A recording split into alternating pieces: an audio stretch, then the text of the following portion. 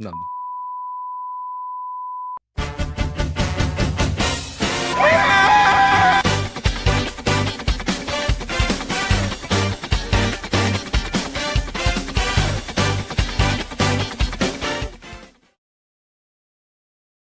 Another Sunday, another case of the Scaries to start work week. Welcome to the newest edition of the Sunday Scaries, where we have all your gore, lore, and more, covering all the latest horror happenings, slicing open all the latest horror news, and dissecting it bit by bit, finding all those juicy innards. Pour yourself a nightcap and turn your fright light while we take you on a tour of terror. What's up, everybody? We're here again. Another week. Sunday. Another What's up, case bottom guy? Scaries. What's up, bottom guy? How you doing? How you living? Oh, bottom guy. Pretty good, man. Just hanging out, hanging down here. What's up? What's up? Yeah, everybody in the chat, way ahead of schedule on us. Yeah, we were, we were being just a couple of lazy boys over here. We didn't start on time, but hey, I see y'all are chatting, talking it up. Erica's there, Brandon, both of them. That's happening. We also got Necro McAnimal, Violet. We got Kiki, we got Mama Mayhem, Stephanie, of course, Gremlin Ryo, Gannon Stills. I mean, geez, the whole crew is here. The man. gang is here. It's like Scooby-Doo. I know. It's like everybody is popping up. And we got Hope Alone. I love it. I love it. And I see someone else, Raccoon Eyes, Annie, and D's Nuts on the low. I love it. I love it. I'll take it. There we go. We got to get a winner for a name, and there we go. Oh no, Adrian. I know y'all. He was just talking about that before we got on here too. I was like, they're gonna kill me. I still don't have a background. I'm kind of an indecisive person, so I've been like kind of trying to decide between whether it's gonna be Evil Dead or if it's gonna be an Aliens type poster. What kind of color is it going to be? I was like, I got to have a contrast. So I was actually curious, what do y'all want to see back there? I mean, I know y'all want to see something, but I was going to say, you should probably, if you send me a couple of options, I can put them on just a community tab. We'll just do that one for everybody, and then everybody can vote, and then we could do it. That'd be cool. That'd be cool. I'm down. I like it. Something risque would be ideal. Yeah. I mean, hey, like I said, I was at Spirit Halloween this last week. We go every single week. That's the plan this year. So this is going to be a little awkward, but I'm going to show my tootsies for a second because you got to see my leg. So look at those. Fucking Art the Clown pants. I don't know. They're sleepers. They're great. They're wonderful. Had to grab them. I sent a picture to Luke. I was like, dude, you got to get a pair. But he was much more responsible and better than me. So, that's how it goes. Yep. Anyway, nice pants, Dylan. Yeah. Very that was cute. my week. I think for Adrian's background, can we get a scene from a Serbian film, and then we'll just make it into a tapestry? I'd hate that. That's just awful. There's really no section of that movie that you could like put. And what's the happiest scene? Probably the ending. Mm-hmm. And I mean after the very ending, just when the credits roll. Yeah, because it's over. It's terrible. It's awful. Just ruins my night every time. No, realistically though, I have not watched that movie in full in so long. When I covered it for the first list, I didn't rewatch it. And when I covered it most recently on that disturbing scenes list, which thank you guys, by the way. I don't know what happened with that, but that just took off randomly this week. And it went crazy. So thank you. I just had to watch that scene. And even that was just too much for me after a while. Because like the thing that I don't know if it fully sticks through people, why these things, like the moments that take the most toll, I would say, it's watching it and then having to edit it. Because like there's a last section where it's like, yeah, you have to really focus on the audio. So it's like when that baby is just screaming, it's just like, oh my fucking God. I hate it. It's awful. That is like absolutely the worst stuff, is when you pick out some disturbing content and it's not only watching it, but then the editing process of like having to go through these scenes, especially when you're talking about something disturbing and then you're supposed to dissect it in the video. So it's like it's like, 2 frames and then stop, and then a couple more frames, and it's like, well, I've been in this scene for a half hour already, and I'm regretting ever choosing this one. So it's like a whole different process of just watching it, but then editing it is like, that's one of the most painstaking things ever. Yeah, that's why I like the method that I've done recently that is working and helping is like, at least for the sections that have audio, I do that on one day, and then the next day I come back and I overlay everything that's audio less. Because like I usually like have an idea of which scenes I want to go over, which parts I'm talking about as I write my notes or write out certain things. So it's like, yeah, that's kind of the easier part about it. But yeah, when you have to actually sift through and find those scenes, because the worst part is like, yeah, you have to watch it. Because like if something messes up, it's like, oh, the video is going to be bad. So yeah, it's terrible. It's bad stuff whenever you're talking a Serbian film. I don't know. I actually have not seen a Serbian film. Dylan and I talked about this a couple weeks ago. He just described the scene that he broke down in his video, and I was like, that's enough for me. That checks pretty much every box of disturbing. So I have never wandered down that road. Maybe someday, if we talk about doing watch alongs on Patreon. I think that would get me to do it if we sat down, and it'd be my first watch. Maybe, but that's probably the farthest I'd go. Not a stretch that I haven't seen it yet either. I'd definitely join you though. That would be an interesting little video. Speaking of one that Luke has seen here, this is a good one. Yeah, that's a perfect suggestion, Violet. Oh God, we'll be talking about that one this week. Just a little heads up. That Cannibal Holocaust, lots of good stuff in there. Hoblown I have a question about All Hallows Eve and Art's origin. Yeah, shoot it. We'll talk about it. We're gonna talk some Terrifier tonight. We haven't talked a little Terrifier in probably like a month or so. It's been a little while. Yeah, it's been a minute. I mean, we've certainly got some news, but it's never made it on the docket for Sunday Scaries. But we're always up for that. Was early on, was that Terrifier 2 coverage was pretty big for us at the start there. That was like one of those things where we like not to rehash stories all the time, but we were just like, I don't know, like we rewatched the first one and you're like, this isn't really my thing. Like it just feels aimless and pointless. And it's like I imagine this is mostly what the sequel is going to be, just a kill reel. And as we're getting to the theater, realizing that it was 2.5 hours, it's like, oh my goodness, like this is going to be so long. I don't know what the hell they could show. There was a transformative experience in that theater, a baptism of sorts for us. Like I'll always remember the bedroom scene, looking over at Luke and both of us just like catching each other in the eye, just like, what the fuck are we watching? And yeah, by the time that movie ended, I was a bona fide Art the Clown fanboy. I was like, Jesus Christ, this was great. Yeah, it was such a weird experience in a positive way, because I don't know, have we ever talked about that entire night like on a live? I know we've talked about it in videos, but I don't think we ever think so. Because that evening was a very, very busy evening for us.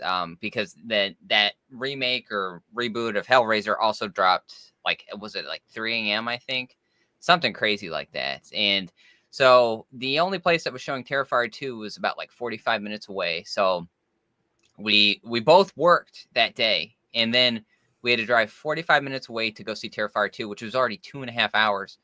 And like Dylan said, we weren't really into the first Terrifier. So it was like, do we really want to do this? But we went, and it was such a great experience. And we had that 45-minute drive back, and then we had to do a review of Terrifier 2. And then we kind of divvied up everything. I ended up editing Terrifier 2 while we waited for Hellraiser to drop on Hulu. And then Hellraiser dropped. I think I was like a half hour behind Dylan because I was finishing up the edit. And we decided we were going to watch that. Then we stayed up basically all night and did the review for Hellraiser. Dylan took the next day off of work. I did not. So I think I went to bed for an hour and then woke up and went to work. So really, really odd, but very memorable, like, evening into the next morning. In Terrifier 2, I mean, what a happy surprise that thing was. Yeah, it almost feels like Adrian can relate to this because we were buddies. We've been buddies since like 8th grade. So like, You know, it's one of those things where it's like, this is, it feels like in one of those early high school memories where it's like you and your friends just stay up all night for no reason, or like, you know, you do something. It's like, that's what I would equate that to, where it's just like, you know, you just have one of those nights where it's like, you haven't done that in so long. And so it's memorable. It's definitely one of those moments where it was like, damn, we're really giving this a shot too. I think like we really felt dedicated at that point by like, you know, working around our jobs and everything and doing that. So it's like, it was cool. It was definitely one of those experiences that really, I think, shaped the future of this channel in a lot of ways. So I was super pleased. I'll never forget it. There were a couple of comments in here I did want to highlight. I thought were kind of great. There was one here. Yeah, here. Thank you for the awesome content. Question: how do you cleanse your mental palate after watching so many disturbing movies back to back?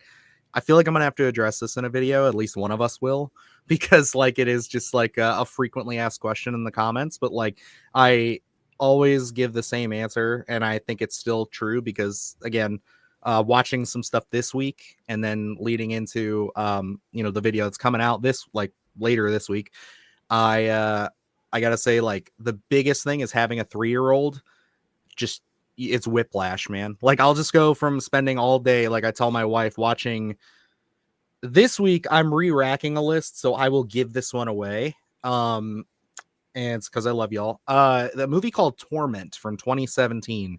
Had to watch that. It's basically described as like John Wayne Gacy's like story, basically what he did, but only the messed up parts that apparently they didn't show in other movies.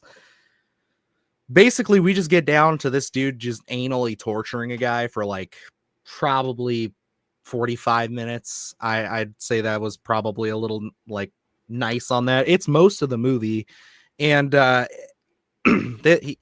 nothing is left to the imagination. It is torturous. I watched that, and then I rewatched actually, I don't want to give that one away. I watched something for the first time, but I watched that this week, and that was grueling. That was awful. That was like a take my dog out halfway through the day and just be like, all right, cool, yep, that's what it is. And yeah, then my son comes home, and we just ended up like, just I think like watching some of his YouTube stuff, all his Spirit Halloween stuff, but then just like the conversations and everything I have with him and just the stuff we watch together. Like we've been watching a lot more like movies together. He's more into movies now. So like going down the kind of the rabbit hole, like he asked to watch Jaws this week. Like, I don't know how serious he was, but like he mentioned it as we were going out to the car together.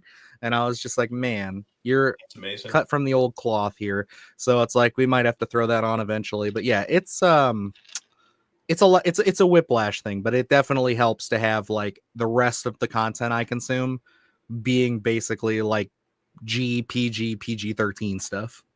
Yeah, it's having a kid who's rather young is probably the saving grace of everything, because you don't really allow things to sit with you as often as I think you would if you weren't. You know, my life is watching August Underground and then going down into the living room and finding Dory's on, you know, and you kind of get lost. Exactly. It's recalibrating and being in a completely different world. So that type of stuff, when you're editing it, like I said, and you're sitting in those scenes and you're editing them for a half hour, just a little sequence and some of the most disturbing content, it's like at that time, it feels like it's consuming. But then I don't know, I find it easier to unplug going downstairs, and you don't have that time to really sit with your stuff. You're kind of just moving on. So I don't know how I would tackle that if I didn't have an almost 3-year-old as well, where you're just on the move. You're constantly on the go. You don't really, you know, you have to dedicate time to the disturbing stuff as almost as a job, but you don't just sit in it, you know? Yeah, it's like it doesn't immerse your life anymore. I mean, and it could, I don't know, without having a kid, I don't know how I would be able to balance it, but certainly it's way easier where Disney Plus is on constantly, or you know, Bluey's a big thing in my house, so always watching that type of stuff, that lightheartedness, and then kind of just getting lost in your life. It allows you to kind of just move on from it. Now and then once you're back in the editing chair, it's like, okay, yep, back on the horse again. Yeah, it's one of those two where it's like, and it's not just that. Like sometimes, like when I'm editing, like this past week, I don't necessarily like watch stuff while I'm editing because you have to listen to everything and as you're doing it. But I've had Peacemaker season 1 on all like week before last, I think, because season 2 was coming out, and I just wanted to rewatch it, and it's just like such a heartfelt, funny show that it's just like just having that on and just being able to like disconnect for a second while everything's being like, you know, a bit more intense, you know, just watching Eagly beat up some dudes. It's great. I love it. So, you know, it's one of those things where you just got to kind of balance it. And I do mean it 100%. I think the cure to it is just seeing all of the reactions that you guys have to these videos and just all the fun comments and all the stuff. Like, it makes it all just like not even a thing anymore. You're just like, you know, yeah, some of this shit's pretty gross and it can get you in a raw headspace, but for the most part, it's just kind of one of those things where it's like there's still some morbid curiosity about like, well, there's no way this one can be as bad as the others, right?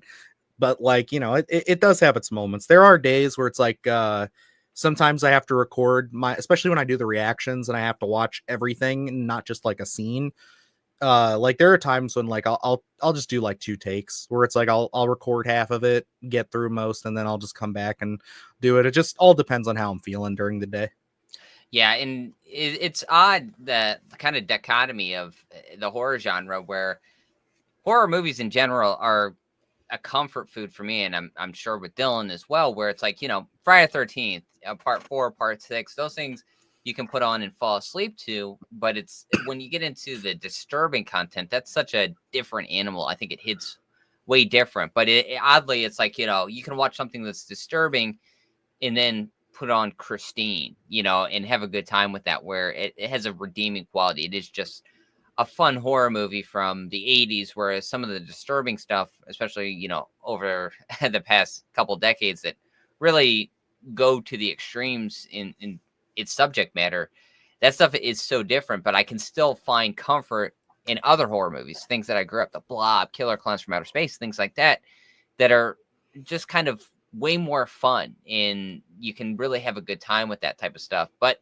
it's like, it is a little bit easier to unplug when you have a kid and you can watch stuff. But for me, it personally, like, ever since we've done Splattercast, I don't watch a lot of other genres other than horror. And usually I only have time to watch horror films. So every now and then I'll watch something that's not horror, but I don't really, even in my free time, more so it's either going to be Master Chef, or it's going to be a horror movie, or really the things, or Below Deck. And those are like the Below only Deck, things I was about to say, I'm like, don't Yep. leave that one out. We watch that at my house too. Yeah, those are like the only things that I watch.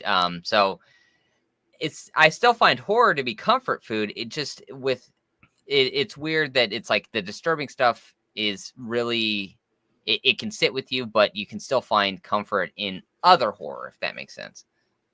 Oh yeah. Yeah, I get it. Like I feel that too. Like if you throw on like a good 80s horror movie, like someone was saying it down there, like Universal movies, like yeah, just there's a run in Universal. I mean, certainly the 80s through some of the 90s films, like where it's just like a lot of that stuff is stuff you grew up on, and it's just like it's such comfort food, you know, like it just makes you feel so much better when you're watching it, because you just think about all that. Like one that I think of that's, I mean, not a Universal movie at all, but like The Howling is one that, like, you know, I'll put that on because it's like it's a werewolf movie that actually creeps me out a little bit. I love the effects in it and everything, and it's just like, but like the atmosphere of that movie is just what I'm always like striving for when it comes to just like reliving those really great childhood moments of discovering movies like that. 80s films, 80s horror films have such great atmosphere. And I bring it up all the time, but Silver Bullet, not the greatest film of all time, certainly, but it has such a great like 80s atmosphere that you can really get lost in, you know, being a kid and being scared of a werewolf or just a monster out in the woods. I think that scene where he shoots the firework in the werewolf's eye and then drives back home terrified and climbs into his window, like that scene is terrifying to me, because he's got to go to bed and he knows there's a werewolf outside, you know, Dude, yeah. and you Always don't know in my if, brain. I hate that so much. if he's going to show up and get him at night, and he's just like, you know, hyperventilating in the corner there. And it's that type of stuff where it's just got really great atmosphere. It's so nostalgic in a sense. But oddly, you find comfort in it because it encapsulates everything that you want in a horror film. So, and you get that through a lot of 80s films. I brought up Christine. That one, again, has a great atmosphere to it. Has a lot of great storytelling with a lot of great characters. Anything, honestly, a lot of Stephen King properties, they're able to capitalize on that atmosphere, and it really does shine through the screen. Even with all the different directors and, you know, like screenwriters and stuff, they're able, some of them have some consistency, and it feels really good. I do want to kind of re-up on this comment about Universal. I just saw it was Gary here. Gary Carpenter said, Erica, I always liked the Universal Monsters movies. And yes, those are huge comfort food movies for me, for sure. I have, Luke, I'm pretty sure you have this too. I know you haven't physically, but the like collections when they came out on Blu-ray, when we were working at the used media places, we were able to get them on digital. Yes. Yep. I have a handful of them. I think, yeah. was it Walmart? Did they release those? They were on like the glow in the dark covers that Yeah, year, I think they did like all the basic ones, and then I was able to get like Creature and everything. But like whenever I just want to throw those on, like especially around like the time of year we're getting to, end of September, early October, the best thing about it is my son absolutely loves them. We watch Creature from the Black Lagoon at least twice a year now. I showed it to him last year. We've already watched it like again twice already, and we'll probably watch it again. The Wolfman's a little slow for him, but once the Wolfman shows up, he's more into it.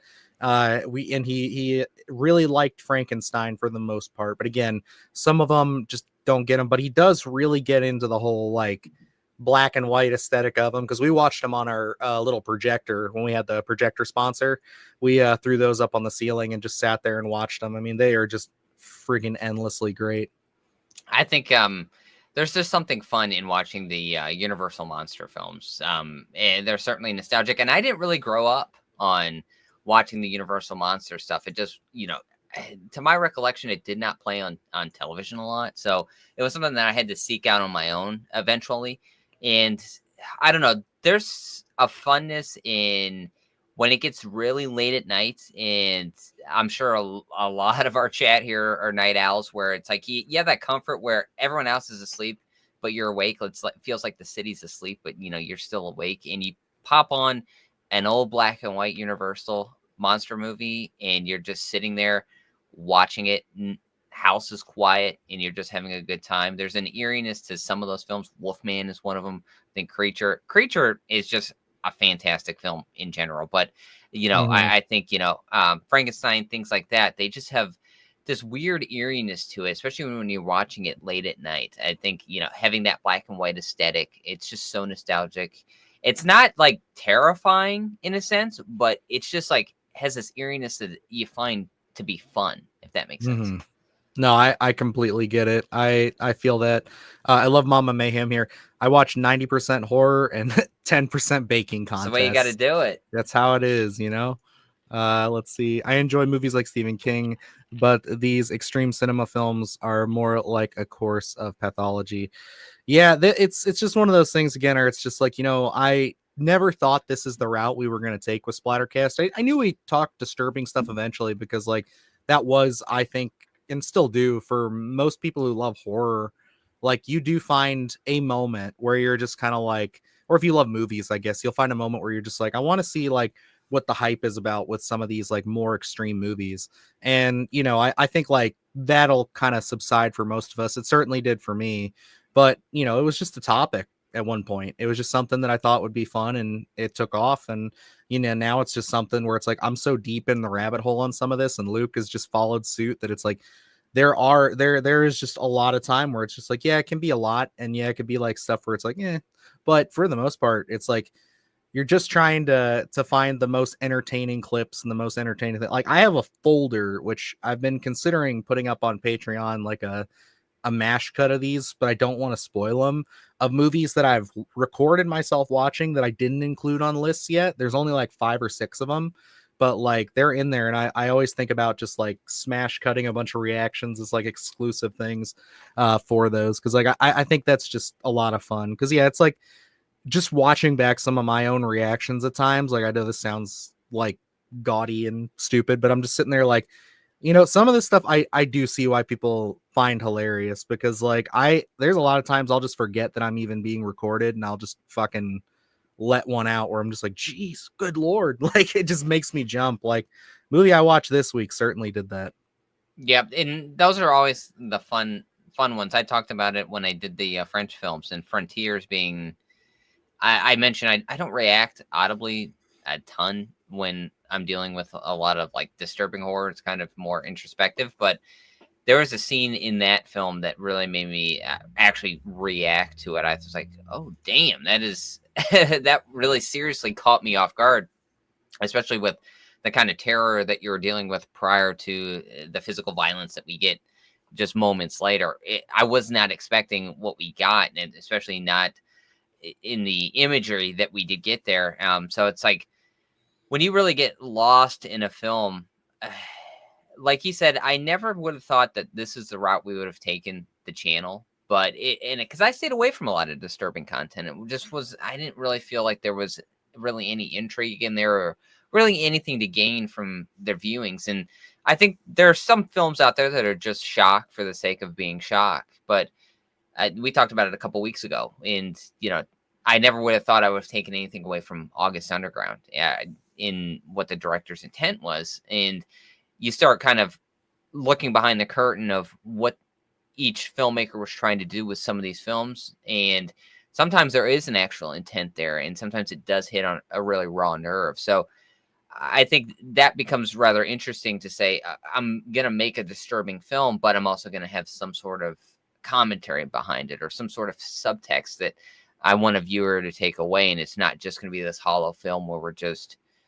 doing weird things for the sake of making people react.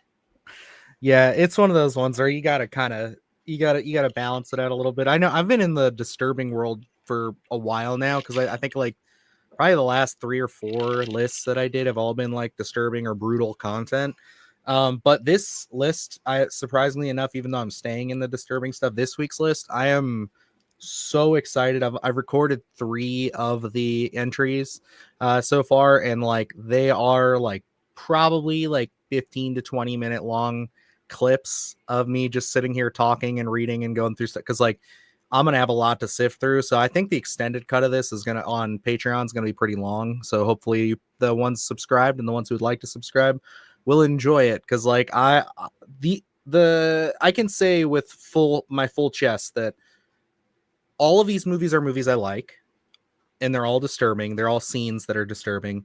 But this is certainly a list where I have more. I think I only have one movie on here that I don't watch regularly. Like, this was only the second time I'd ever seen it, and it deserves its spot. But it's one of those things where it's just like the rest of them I've seen multiple times. There's different things I've come back to. Like, I won't spoil what's on the list. Some of you on Patreon already got the teaser today for it, but it's one of those things where I texted in our group with Evan and Alex and everybody last night, the BSG group, that I was just like, I think this one particular movie, after rewatching it for probably the 10th time, I can say is like easily top 10 films of like, in my personal opinion. Like I would put this top 10 movies of all time. Like it has to be. I just found everything about it, so much of it, just to be brilliant. It is. I know what you're referring to, and I won't spoil it, but it's a great film, and one that's by the time I had watched it, it had already had a reputation for one particular scene in the film, and man, it really does live up to it. But I think that director as a writer is wow.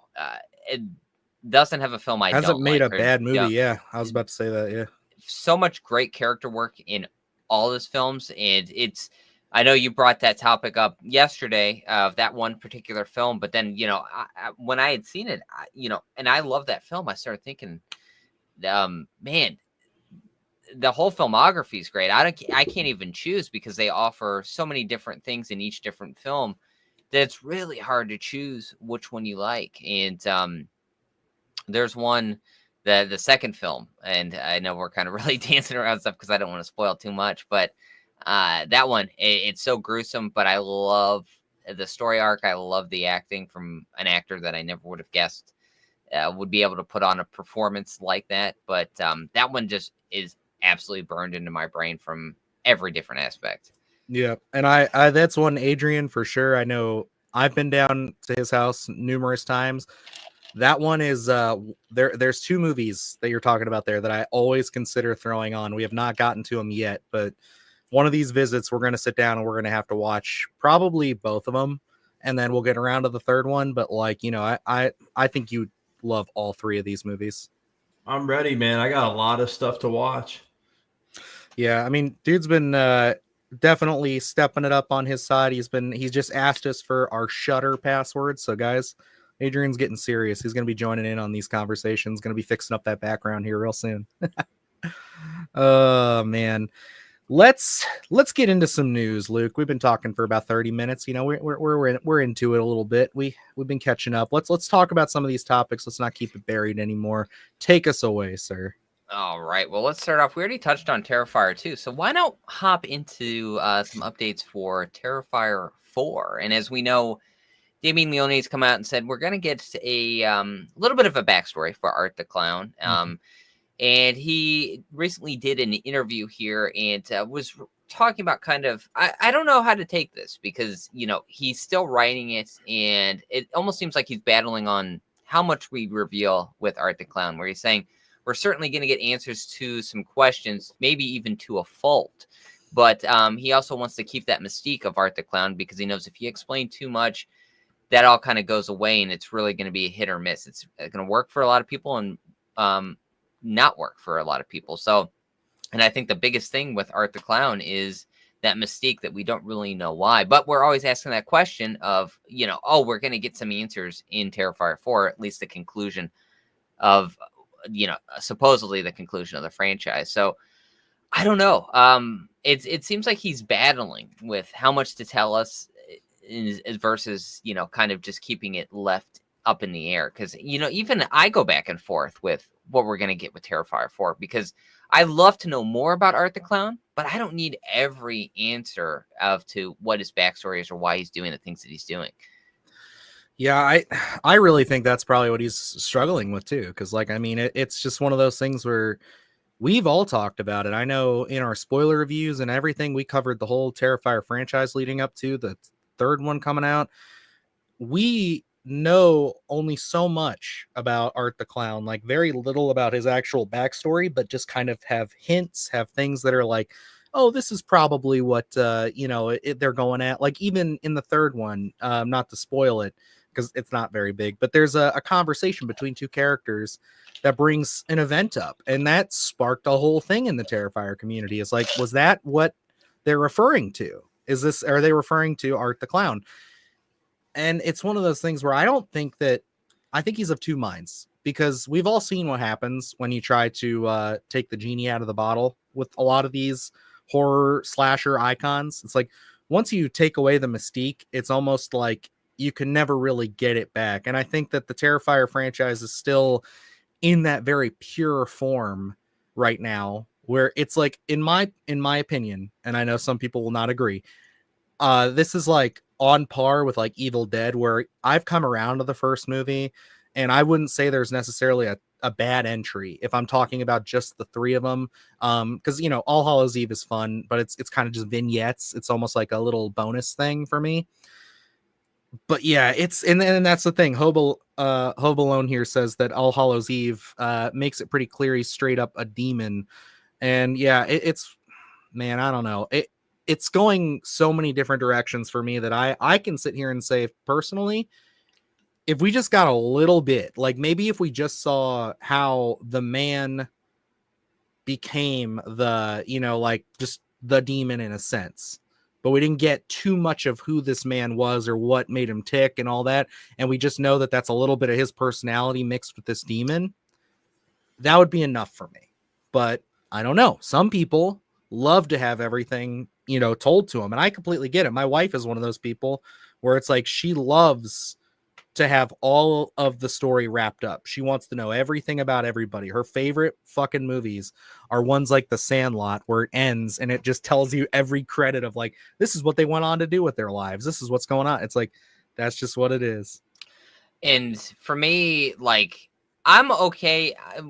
When we got into Terrifier 2 and we kind of put in this, demon, That's good great. versus evil, heaven versus hell, if that's where we want to go with it, I was fine with, Art the Clown just being a demon. That's what we're going to get. We don't need really any sort of backstory to that character. He is what he is at that point. And then, Terrifier 3 came along and we started kind of, I don't know if you want to say, laying those breadcrumbs of what we could be getting into connective tissue with the backstory. And I said, that could be interesting, but do we really need it at this point? Because Art the Clown has already taken off so much in terms of what the character is, and that mystique that the character does have, I think, is a huge selling point, along with that graphic gore and just the charisma that David Howard Thornton has when he's portraying that character, with that light comedy that we get. So it's like, I don't know necessarily if we need a deep backstory, a lot of connective tissue, and to really understand what Art the Clown is. It's just like, he's pure evil. I think that works, but I think Damien Leone, didn't he say like we're gonna get something in the first 15 minutes? Maybe I don't know if he said, I can't remember 100%. I don't have it in front of me, but like the first 15 minutes are gonna be basically what the story is in terms of his backstory. It's going to be like the first 15-20 minutes, I believe, is what the last article went into. Is like the beginning of the movie is going to go over at least a good bit of Art the Clown's backstory, whether that's going to be the full opening or it's just we're going to spend a lot of time with him. I think it'll be very similar to how it'll open, very similar to how Terrifier 3 opened, where we are going to start tying up a little bit of those loose ends. What happens after the bus? We're going to kind of get caught up with him, because honestly, I think that was a really good way to do that. And I think that that's going to be probably your best bet as far as just like setting us up on course to say, let's take a small detour at the beginning, kind of like the cold open in a lot of ways, where it's like, we'll kind of see that and then we'll get into the film proper afterwards. Yeah. And, if we just kind of get that tease of if you navigate us toward a little bit more of a backstory toward Art the Clown, but never really hammer down, every little point of what's going on, and we have no mystique left by the end of Terrifier 4. It's like, I just, give us a couple of extra things that are connective tissue, but I don't need to know, his middle name or anything like that, what he did in a past life. If he's just a demon and was never an actual person, I think that works. I think we as an audience have already accepted that. I think at least in Terrifier 2, I know walking out of theater, that's what I had accepted. So I didn't really need anything more in terms of his backstory. Yeah, I agree, man. Like, I think like, and I see most everybody in the chat here saying they want to keep the mystery. Necro McAnimal brings up a good one here of Terrifier prequel series showing Art's life before. There you go. That's what they'll do. They'll knock that one out on HBO after Terrifier 4. But one thing we do got to mention is Damien Leone was playing coy with all of us, right? Like he was saying in multiple interviews, like, oh, maybe it's maybe there will be a fifth one, maybe there will be a fourth one, or it's just a fourth one, or no, I have 2 films in mind. So I'm so curious what this is gonna like look like, because clearly I think there's just too much story for him. And when he says that line that was really standoutish to me is like, a lot of answers, maybe to a fault. All that says to me is that he's probably written a version where he's explained everything. Like nothing is left up to the imagination. And he's probably just been, adding and taking away from that for as long as he's been working on the script here, which is probably 2 years now. So it's just one of those things where it's like, I'm sure he's just been like taking little pieces out, changing things, doing that. Cause like, if I had a character as popular as Art the Clown, and I was promising, or at least attempting to give some sort of a satisfying like conclusion to not only the story, but to what his deal is, I don't know what the hell I would do. Because it's like anytime we've done this through any franchise, it always pisses off part of the fan base. There's always a divide. And right now I feel like the Terrifier fan base is so united. Like there's not one thing that people seem to be. It's like we all have our preferences, obviously. Some people prefer, like I prefer 2. That's my favorite, but I know Luke it battles with him, but I'm pretty sure 3 is definitively your favorite now. Yeah. 3 still holds as my favorite right now, being holiday horror, and just where the story goes, I think is a lot of fun. I think that's the versatility of the franchise is one of the things that I absolutely love because, again, we haven't over-explained anything as of right now. So I think, you don't necessarily need to narrow it down and just kind of leave it open-ended. And I think, the way that Terrifier is, and Damien Leone knows this, obviously being so plugged into the horror space, where I think Terrifier 4 could be the end for now, but I think we're going to open up so many questions in Terrifier 4, at least for the future of the Terrifier franchise, that can you imagine if Terrifier 4 is the finale, and that's what it's going to be for 5 years. And then we start getting kind of like, hey, Damien Leone's working on another script, and we're going to get another Terrifier franchise or installment in the franchise. I mean, how big would that be for us not being able to go see a Terrifier film? I mean, we jumped on at the right time in terms of being able to see Terrifier 2 and then having a shorter turnaround for Terrifier 3. And then we're going to get Terrifier 4. So we've been able to go to the theater every couple of years to see Art the Clown. Can you imagine after a 5-year absence and then being like, hey, we're going to get Art the Clown in just a year's time? How many people are going to want to jump on that and be just so excited to be able to go back and see another Terrifier? Because I guarantee, even after Terrifier 4 is done and we've all seen it, they're going to re-release these in the theater. It's just a fun theatrical experience to be in there with a bunch of Terrifier fans. It's taken on just a life of its own. And I think it's even grown where everyone in like Terrifier, the Terrifier world is united. But then you also have this interesting, Art the Clown has become a meme in a sense. And, you have a bunch of people. Iconic, man. A bunch of people have jumped on without even really seeing the full films. I've known people that were using the memes, know Art the Clown, then finally sat down and be like, oh my God, this is like really graphic stuff. This man is on my pants right now, bro. I'm wearing Art the Clown sleepy pants. It's like he's everywhere. And that's where it's like, we're getting these. What was last year the first time that we had Art the Clown at a Spirit Halloween? Is that right? Yeah, like not merch, but the animatronic. I'm pretty sure that was the first year for the animatronic, and they definitely opened up the section a lot more. But they had a couple of little things. My point being, we're just getting started, and to kind of close up the franchise with Terrifier 4, but after Terrifier 4, there's going to be no shortage of Art the Clown merchandise that's going to come out after that. So for anyone to say that we're probably not going to get a 5th film ever, it would probably be unlikely just because of how much of an icon Art the Clown has already become with just 3 installments. Yeah, man, I don't know. It's one of those things where it's just like this. I don't want it to end this soon, but also it's like I have that same mentality of like the Evil Dead. For a long time after the 2013 film, we were like, that's it. I mean, even before that, even longer, we thought that it was just going to be the trilogy. And for me, and I know again, not everybody's going to agree. I fucking love all the Evil Dead movies, even Rise. I think that that's a franchise that does not miss. And it's one of those right now where like, yeah, Terrifier's kind of in that for me. Because again, every time I go back and rewatch the first one, I respect it so much more because I'm such a fan of 2 and 3 that it's like, this makes perfect sense now, how it's all coming together. I love that, I think that Luke and I differ on this a little bit, but I do have to give him credit that it is more satisfying because Luke has said this, and correct me if I'm wrong. I think this was a couple years ago, that like when it comes to some of these sequels, these legacy sequels and stuff or anything, you are more up for the challenge of trying to set this in a universe where the other films already exist. Like I think the one that we're always talking about is like, of course, Halloween or Friday the 13th, where you're like, you're more interested in seeing somebody continue it where we've left off so that everything still is canonized, or at least most of it, 90% of it, as opposed to just, hey, we're going to pick up right after the first movie.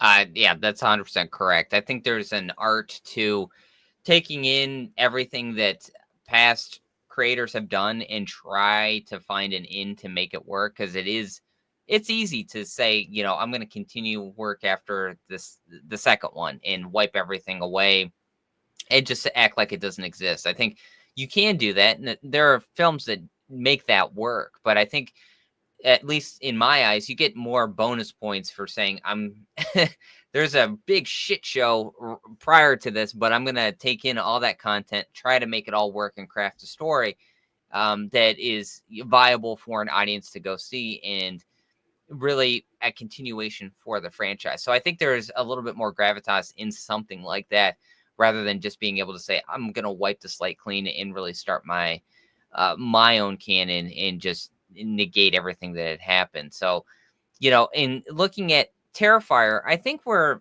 in such a different spot where when we look at horror, I think it's been put on maybe a little bit of a pedestal, in not in a bad way, where a lot of great directors had come up watching films of the 80s and maybe even into the 90s, but certainly in the 80s, of when we talk about films that were influential on them, and they always mention a lot of great films, and there are a lot of horror films. It seems like those were just the time of the 80s, and that's why even a lot of great directors are eager to jump into the horror space and to take on different properties, where before it was just, horror films are cheap and it's easy to get one made. And I think maybe sometimes that's what it was looked at. Whereas when we look at Terrifier, if Terrifier 5 is going to exist, I know that Damien Leone is going to be the person that is going to be behind it in terms of that creativity. He better be. Yeah, sure. I just don't see it realistically. I don't see him passing the mantle to anyone unless he had like absolute confidence in someone. But this is such a special franchise that I think if he was going to do that, he probably already would have and moved on to something different. But I just think if we get another Terrifier film, it's going to be with Damien Leone, because Terrifier has taken on such a life of its own, and it is such a prevalent franchise in the horror space. And you don't get magic like this, where we're seeing the Terrifier 2 influence on films that are getting released in the theater now for Fathom events, things like that. And it's like, this franchise is pivotal in horror, in what the horror landscape looks like today, and that's not giving it too much credit. I'd say for the late 2010s and certainly the 2020s so far, it is the most iconic slasher character and franchise to appear in quite some time. I mean, I don't think you can really debate it. Like, as we move on from this, because I mean, we could sit here and talk about all the different things for hours. The point is, I think to wrap up, I'll say that I think that I like what I'm hearing from Damien Leone here. Like I said, I think that it is something that is very precious. And I do think that I'm gonna go in to Terrifier 4 expecting to, because of how I like where Art the Clown's origin is, I'm going to be expected to be a little put off by how much we learn about him. But at the same time, I know there's going to be fans who want that. And I know he's just trying to appeal to both, and that's going to be really difficult.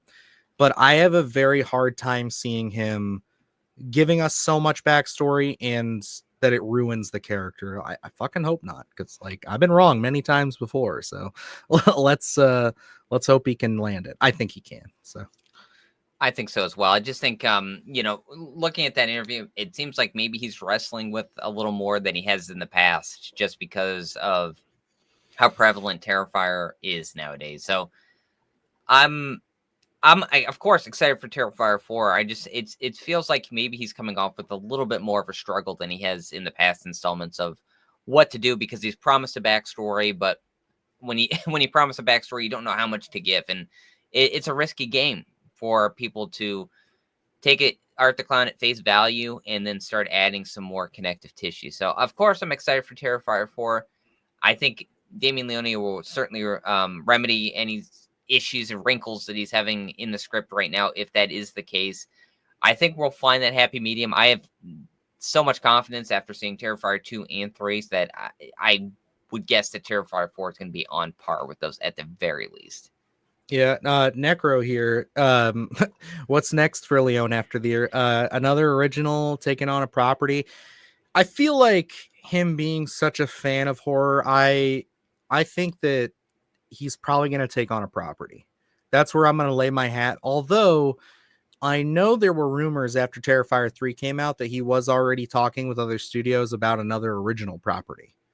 So it's like, because he wouldn't give Terrifier to any of the big studios, but he did reveal in interviews, they did talk about other projects and other original films. So what that's gonna be, I have no idea. I'd hope that it's horror, but sometimes, people gotta take a big swing.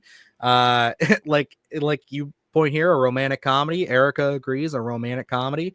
Like, let's go with that. I doubt it'll be a romantic comedy, but I'd be interested. I'd be like, damn, what's up with that? I think, honestly, comedy wise, he could do something. He could do a really good dark comedy, I think, because I saw it up here. I can't go back and highlight every comment, but like when we were talking about where our favorites lie, everybody's saying like, I like 2, I like 3, whatever, but seems like everybody kind of agrees here that the bar scene, certainly in 3, one of the funniest fucking moments I've seen in a movie in a long time. I laugh uncontrollably at that point. Like his reactions, the timing, the awkwardness of it, it's all perfect. I think he's got a knack for mixing that comedy and horror. I mean, obviously, see Art the Clown. I think that's why Art the Clown works so well. For me, I think looking at what Damien Leone does next, I actually don't think he's going to do an established IP. I think a studio would be interested in bringing him on to create the next franchise for their studio because he already has that track record. So I think that could be where he goes next because they know he has the staying power. I think maybe they'll just be like, well, can we make it a little more, make it scary, but we're not having someone split in half, on screen. So I think if this was right after the original Terrifier, I could easily see him jumping on an established IP. But the way Terrifier is taken off, and now we're going to have the 4th one after that, or, then he's going to go on and do something different. I think I could see him creating the next horror franchise for a bigger studio. Yep. And even if it's not anything huge, it doesn't have to take off like Terrifier. I think like he's already proven himself with, he did the Star Wars thing. You know what I mean? Like I know, we got somebody, let me see who it was. I just want to get it right. Yeah. Hobalone was saying that, Star Wars in hell, but, I think like he's doing the same thing George Lucas did, not to be like a total goofball about it and stuff. He created his own franchise here. You know what I mean? Like only a couple of people get to do that. Like there are so many people who come up and build careers off of just making sequels to franchises.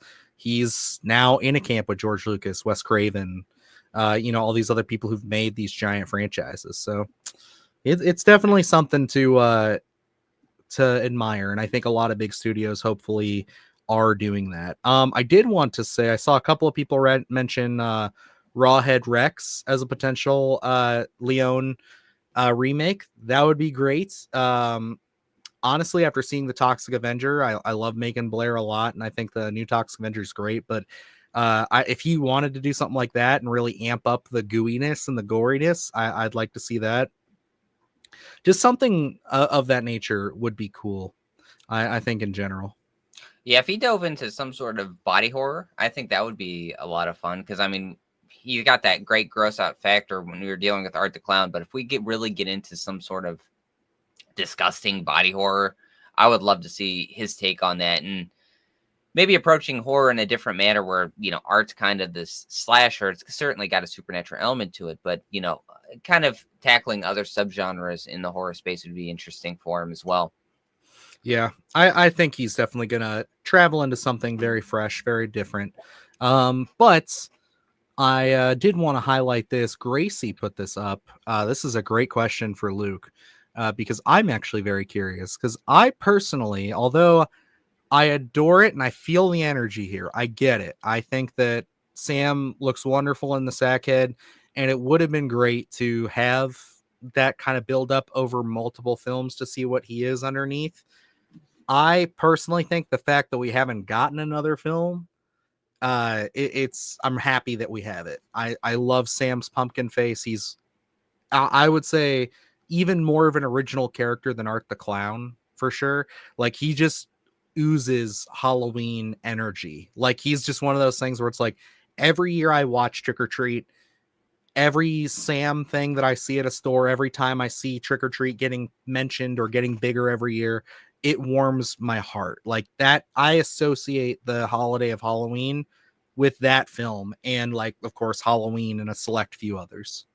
Yeah, I think if you look back with like hindsight, and we would have gotten more installments, yeah, you could have probably shielded his face for way longer than you could have. But when you're looking at a film like that being so small, I could see, wanting to get all your ideas out there and be like, it'd be a missed opportunity, especially as we sit here in 2025, not having another Trick or Treat, and that always being in the discussion of like, is Trick or Treat 2 going to come out? That always gets me excited, and we hadn't gotten any movement on it, and it would be such a big missed opportunity to go back and be like, yeah, I wanted to show Sam's face, but we never got there. And they have the Trick or Treat comic book, and that kind of establishes some deeper lore in terms of Halloween and the spirit of Halloween, and how Sam plays those roles. And I love that idea of him kind of being this like pumpkin boy.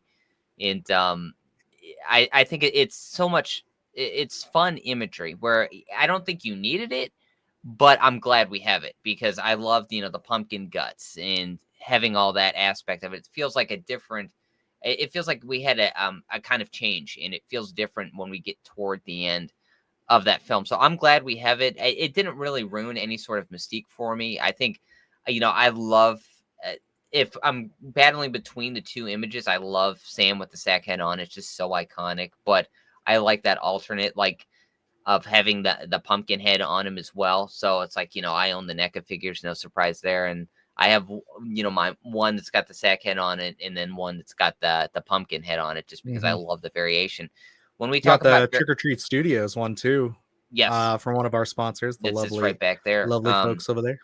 And I love that variation, because I think it just establishes more lore in what we could get with Sam down the line. So it didn't ruin anything for me. I liked that we were able to see his face, but I totally understand, like, having that mystique to just having the sack head over Sam, and really wondering what exactly this character is. But for me, I think it worked. I love the lore they establish, and especially I think that there was that drawing initially of him, being planted from a seed and then popping up on Halloween Night, I believe is what it was. So I love that imagery as well, even though we didn't get it in the actual film itself. But, that's always going to be attached to the lore of Sam and Trick or Treat. So I hope we get, I hope we get a second one. As we're talking about this, it's like, seems like it's such a long task and a big ask for that, but I'm holding out hope. Yeah, it's one of those things where it's like, honestly, almost 4 years ago when we started this podcast, it was like or this channel, I was more optimistic about it, and we've just gone into another few years of silence pretty much. And I know there will be another article this year when those screenings come around every October, and I'm sure Michael Dougherty will be at one, and he'll say, "Oh, we're still working on it." But it's I don't know, man. It's just I want there to be, but also it's just like I'm fine if there's not at this point, just because it's kind of the world that I've lived in. It is one of those standalone, one-off kind of horror movies that I will love. I think Brandon is dead on here. Getting In a Violent Nature 2, but no Trick or Treat 2 doesn't feel right. Like, I know I love In a Violent Nature, and I think Johnny has a lot of potential to, climb depending on how they take that series. But like, yeah, I mean, Sam just off one movie has again effectively earned and carved his own spot into the Halloween season, just October, all of it. Like, he is an icon. Like, again, you talk to us 10 years ago, any of us, and you say, "Hey, did you see that they're carrying Sam t-shirts from Trick or Treat at Hot Topic? Did you see they're carrying this at Spirit? Did you see that they're even showing this shit in Walmart?" No. Like, that never would have even crossed my mind. I would have thought, damn, The only thing that at the time that I would have thought of was probably a NECA figure at some point, which we did eventually get, yes. But it's like it would have to be that niche. It would have to be that much of a small company doing it. Yeah.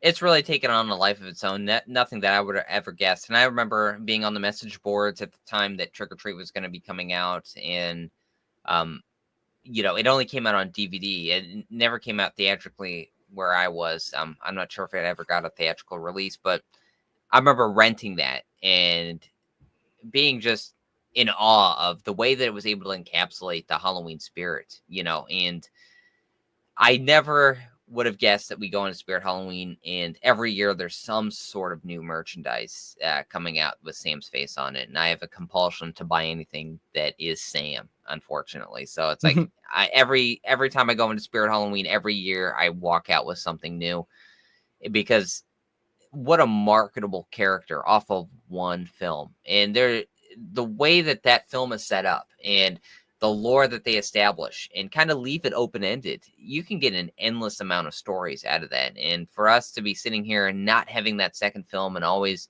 getting that glimmer of hope every couple of years is just, it seems like a never-ending cycle. Like we're never going to find a conclusion to the journey that we're on here, unfortunately. So, I mean, of course I'm going to hold out hope, because I can't write that off in my brain to say we're never going to see Sam on screen again, especially with the way horror is taking off and it just being a big sell for audiences, and the way that Sam is just out there in terms of merchandise, that if we're going to get another continuation of franchise, it seems like Trick or Treat would be the one. It just there's no movement, which is so sad.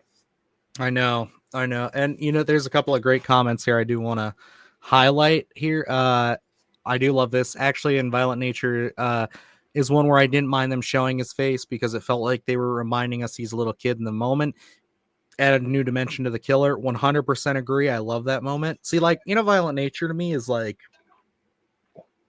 that's a 10 for me until the last 10 minutes. Like, in the last 10 minutes, knocking down a couple points, just because, like, I get what they were doing. I 100% understand it. Just was not into it. Just was like, give me some kind of a pop at the end. You know what I mean? Like, it's one that I may have to do a video on, just that alone, to explain my full thoughts on it. Because, like, I'm right there with Brandon on it. Like, I know he's also a big supporter of that. Yeah, it's definitely one of those things for me where it's like, that movie, I every time I watch it, I like it a little bit more, I will say, but like that ending just never seems to click with me. So yeah, I'm right there with you. I like that it puts you on guard, that you're waiting for something. Yes. And I wish they would have gave us a payoff, but in a different way than what we were going to expect. And unfortunately, we don't really get that payoff at all. So it kind of builds this bit of a tension, like we're waiting for some sort of exclamation point to the film, and it just kind of leaves you with a ... and you're kind of just left wanting more. And I think that's where that last 10 minutes doesn't work, because it feels like they're setting something up and it just never really does pay off. I'm excited for Into Violent Nature 2. That change in, I guess it's going to be more of a traditional narrative, at least that's what we've heard. So the impression we're getting. Yeah, that's so I'm excited to see if we're going to get that change. It unfortunately didn't work for Hell House apparently, but I think Into Violent Nature 2. We're only one movie deep. We're not 4, so I think we can get away with it. Yeah, I think this could be a welcome change for some people that didn't really necessarily like In a Violent Nature. So I'm excited. I think it's a natural progression there in terms of the story, because you're only going to get so much out of the POV of the killer, I think. So I'm anticipating that one, and I hope we don't get that long-winded exposition at the end of In a Violent Nature 2. But I really don't think the creatives anticipated Johnny to take off as much with people as they did. Like, they really made him, other than just a little bit of his backstory and everything, as far as just like him dying in the fire and everything and all that. It's like, they didn't give you much. So it's one of those things where I don't even think they anticipated it. They went with something kind of generic intentionally. But it's one of those things where I don't think they anticipated people being like, oh, we fuck with the mask, we fuck with everything he's doing. It's like, that's one of those things where I think that's why they're going to go the way they did, because I think they understand that, well, if we do appeal to that base and we just get that happy medium there, I think that they're like, we could potentially see, I don't know if it'll be Art the Clown levels, but I think it'll be more like Hatchet levels, where you're going to have enough people who will recognize the character and love him and, you know, dress up as him for Halloween eventually. So Yeah, I think it's going to find a place, especially, you know, I don't know if in a Violent Nature will get down the line of having some sort of epic franchise installment in terms of like, we're part 6 deep in here. But I feel like, you know, it could get to the third one. I feel like it, yeah, Dylan, I could see a trilogy. Yeah. I think you're right on the money with it feeling like a Hatchet, where it'll be kind of niche to people, but horror fans will know exactly. You know, it'll be like one of those fun references that you see in a crowd of people that when someone's dressed up like Johnny, be like, oh yeah, that's a good one. That is not necessarily a deep cut, but just one that's more. What am I looking for here? A little more flavor taste, I think. Mm-hmm. No, that's a good way to put it. I like it. I did want to highlight here because I totally agree, and I know Luke will follow up on this as well. Walmart stepping up their game in horror. Yes, Walmart. Yes. I was even there today. Just like I had to stop in there because we needed some bottled water, and my wife wanted something, and I had to grab it, and I couldn't help myself just because it was a Walmart I don't go to very often. I just wanted to see what their t-shirts and everything looked at. Didn't end up buying anything. Found a lot of stuff I want to buy. Like they're just stacking up for Halloween right now. And like there's a ton of shirts this year with different stuff. A lot of very surprising picks as far as just like little horror icons and characters, but like bar none, it's Scream and Child's Play and Friday the 13th. They're like their biggest sells. Oh, and Halloween too. But like there's just stuff on top of stuff, all different kinds of t-shirts, pants, everything. And they're just stacking it up. I haven't seen this Child's Play onesie yet. Have you? Oh, yes. Yeah, I saw him. Haley and I saw him at well, you know, I think I took a picture of it and I was going to send it to you and I totally forgot. Hang on. Okay, I'll find it. I'm absolutely sold on the idea of a Child's Play onesie. That's his something I absolutely need in my life. But I love that Walmart's doubling down on Halloween too. It's like, okay, that always surprised me when I'd seen that couple. I think it was last year, the year before, where I'd seen a couple Halloween 2 things. I was like, okay, that's an odd installment to double down on. I love the installment certainly, but I love one down to that licensing. You know, it's like they can't get the license to one. That's why we always get Halloween 2 NECA figures, but we never get the first one. You know, and I love that like Target, Walmart, all these places. We have Five Below just randomly has a bunch of random horror stuff, and it's like I love going into these stores and just finding obscure horror stuff, and especially anything like when They Live pops up, and it seems like They Live's getting a little more love in terms of popping up at bigger stores like that, which really surprises me. But being able to go into a bigger store like that and walk out with some obscure horror stuff that didn't exist 10 years ago or even 5 years ago, hell, probably even 3 years ago. And that's what tells me like horror is really finding its rhythm with a lot of just fans in general. Oh my gosh. Yep. I'm pretty sure this is the one. So they have a couple, but damn, they just giving this man's dogs away for free. That's terrible. Why'd they do them like that? Hey, you did that earlier today, man. Yeah, it's true, but I had Art the Clown pants on, so I had to show the crew. But yeah, no, they have a couple of these. I forget. I think they had like a Jack Skellington one and a few others, but yeah, they got them. They're just stacked to the nines with stuff right now. Like they are really, really stacked up with horror stuff. Like it's great. Like, and I agree with you wholeheartedly. It's awesome to see that. What warms my heart, just because like as just a movie person, as we all are here, it's like I love walking into Walmart and seeing the Bloody Disgusting logo on that. I even love because it's Spirit Halloween this year. They have Bloody Disgusting branded t-shirts, and you know they're fat phobic there, so they don't make them for big boys like me. But it's one of those things where it's like I absolutely adore the fact that Bloody Disgusting is getting a much bigger name for themselves, and the fact they're producing movies. I mean, Toxic Avenger, they co-produced it. Like, it's one of those things where it's like they're really starting to get a name for themselves more than just, the horror website for horror fans. It's going back to when Bloody Disgusting first had that display put up in Walmart. Was it probably a year ago now? Yeah, came out of and nowhere. I'll tell you, Dylan, I don't even think I told you about this. I didn't really think of it at the time, but we got that Terrifier 2 VHS. And I remember going in and checking my local Walmart and them having like the tags for the display, but nothing set yet. And I went back every couple days, no, probably every day for a couple days, and nothing was being set. So I just decided to call one morning and be like, hey, is this out? I'm looking for a Terrifier 2 VHS, and the guy on the line who worked in like the tech portion of it was just did not understand what I was talking about. And I had to explain to him what a VHS was. Oh, And Jesus Christ. Okay. yeah, I he thought had you were no just going to say idea. like that they were carrying it, not what a VHS was. No, he had no clue of what it was. I think we got in a discussion on vinyl at one point, and I remember him saying, no, nothing had popped up. Nothing's out right now. And then I think it was a day later, I went into Walmart and they were all set up right there. And I was like, good Lord, that was one of the most painstaking things. But anyway, my point being, walking into a Walmart and being able to walk out with a Terrifier 2 VHS, what are the times we're living in? Great times to be a horror fan. Yeah.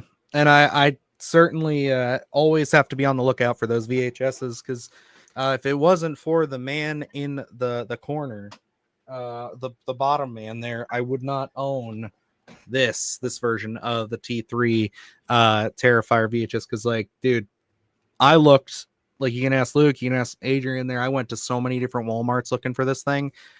Scalpers just take all of them the second they drop. I remember I was super close to getting one. This dude was still putting stuff out, and he's like, oh yeah, a guy came through and just bought all of them, like took all of them. I didn't realize like they were that popular. And I was just like, of course. Yeah. But yeah, thanks to our boy Adrian there, he was able to hook this up, because in Tennessee they don't give a shit about Terrifier. So that's probably a lie. That's probably a lie. They don't watch nothing but Transformers down here. There you go. That's yeah, that was those are fun times. Whenever you're looking for something and you gotta like go to different stores and shit, they never make it easy. And I understand, especially with those VHSs, like everything on those displays, I feel like comes up to the Walmart.com eventually, but like those VHSs never do. They never pop up there, so you can't just like order them and walk in and pick it up. It's like you have to go there and act like it's 2006. So it is what it is. I'll live. I'll buy Terrifier 4 on VHS. I don't care. You can't help yourself, my guy. I mean, rightfully so, I think. So 100. Especially after this Terrifier 2 was a little bit, I saw that in the store and was like, okay, finally, but Terrifier 3, I think after scalpers figured out that Terrifier 2 was selling for what it was, like on eBay and stuff, it was impossible to find, because like I think you had so many stories of one person walking in and buying as many as they could. Yeah. Yep. And that's and it's like they can't do anything about it. You know what I mean? Like they can't tell the person. I guess they could put up a sign if they wanted to, but it's like people already know their way around it. It's just like people love to scalp and get stuff. I guess people make more money off of it. I feel like it's more work than it's worth, in my opinion. But it's like I don't know. Couldn't be me. Wasn't not built for that. Not gonna do it. But speaking of VHSs, Luke, you want to dive us into our next story there, sir? Absolutely. We're eagerly anticipating October 3rd, as we are getting the next installment of the VHS franchise, which will be, of course, Halloween themed, being VHS Halloween. And we did get a little bit of a teaser trailer. I think it was about a little bit over a minute. So we only got some clips of what to expect, and it looks like a gory good time, and of course really tugging on your heartstrings of going on those trick-or-treating excursions as well. So I don't know. This one looks like it's got a lot working for it. We were excited when they announced that this was going to be Halloween themed, and then potentially, who knows, down the line if they tackle even more holidays, which I think would be a very smart play. But right now, starting off with the Halloween season and what they're going to do there, it looks like it could be a lot of fun. Absolutely. And you know what? I thought we might, I think we were going to talk about this at the end of this segment, but you brought something up today, Luke. And Brandon here mentions that he has never seen a VHS film, actually. So why don't you let them know what you proposed to me, and we'll see how the chat feels about it. Oh, certainly. Yeah, Dylan, I think he probably left me on read, that he does that a lot. I proposed in a little chat messages there earlier today that, since we did Hell House, and other than that first one, I hadn't seen the rest of them. And I've seen a couple of the VHS franchise, but I haven't seen them all in their entirety. Going up until October 3rd, what would you guys think of us covering some of the VHS films like we did with Hell House? Yep, I'm down for this. I rewatched the first 3 a couple years ago. But it has been a while since I've seen like 95, 94, all that. So it's like I'm ready to go back and see those. I mean, I haven't seen 85 since 2023. So it's one of those things where it's like I'll be revisiting all those, and I would like to. So I'm down. But yeah, I think if everybody would like to join us up on that, we'll give them a few minutes to drop in any input.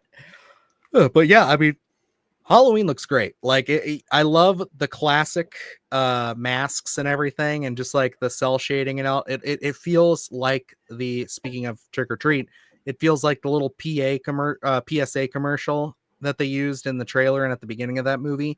Like just some of the style and everything is just like it's so good. Like I was really getting those Halloween feels.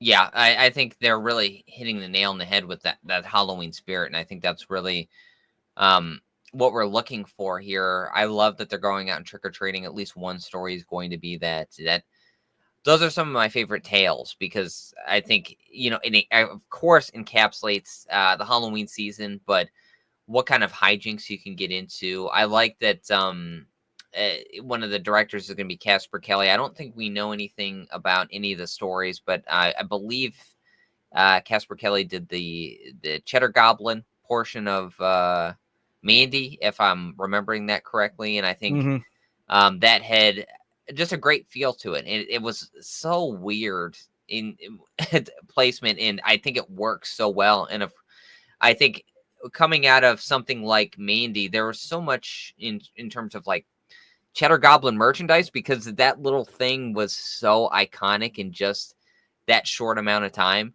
that I'm excited to see what Casper Kelly's going to do with the installment that is going to be in VHS, because I feel like we could get something very iconic, something very throwback and nostalgic.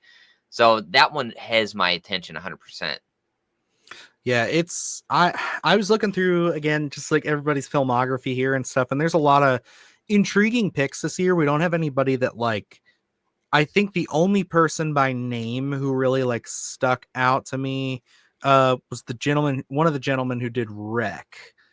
Apocalypse Plaza. Yes, yeah. Yep. He was that's the only name that really like hit me across the face. So I had to like look into everybody, but when I started to like see what they've been a part of and stuff, I'm like, this is a very eclectic, very interesting mix of, directors. And then some of these people haven't even like done films. They've only done like little side projects and stuff. Some of them are, I wouldn't say like influencers, but like more like, up and coming shorts and like, stuff like that kind of personalities. So they're really going back to their roots with this one. I'm excited for it because it was Beyond last year, right? VHS. Yes, Beyond. And Beyond had so many big names to it, so it would make sense to go back and do kind of some of the like go back to some of the lesser known people to really build up that catalog. Yeah, and and did we talk about this last week? Where I mentioned, a lot of the times where you have an installment that does well, and then even if it doesn't perform at the box office, the tendency is that next installment does well because of the quality of that one. And I think, that could kind of be a real smart play here, where it's like you load up one of the VHS installments with some pretty big names and getting eyes on that, and then people are going to be excited for that follow-up. So if you use smaller directors, but directors you have faith in, to create some unique stories, that could be a really great method to be like, okay, some of these directors that you have no clue of what to expect are really going to give you some intriguing stories. And I think maybe that's what we could get. I mean, I'm sold because it's going to be a Halloween season anyway. Mhm. So other than giving me those Halloween feels, that's all I'm looking for. And it seems like, you got a good amount of gore, but you also got that nostalgic feel to some of these stories. So I think they already have me hooked, but I am really intrigued because I don't have an expectation really for, Casper Kelly's got my attention, Paco Plaza, certainly. But other than that, I don't really have an expectation for any of these stories. I really don't know what they could be presenting in terms of gore, eeriness, just the tension that they can bring. I just know, hey, it's going to be centered around the Halloween season, which I'm on board for.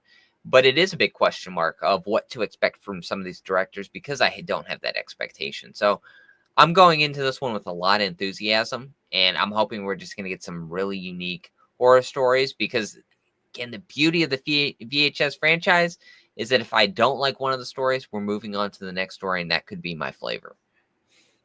I just hope they're found footage. I think that would be a way to change up the franchise a little bit. I think if you went found footage, that'd be a big, big, big change up for them.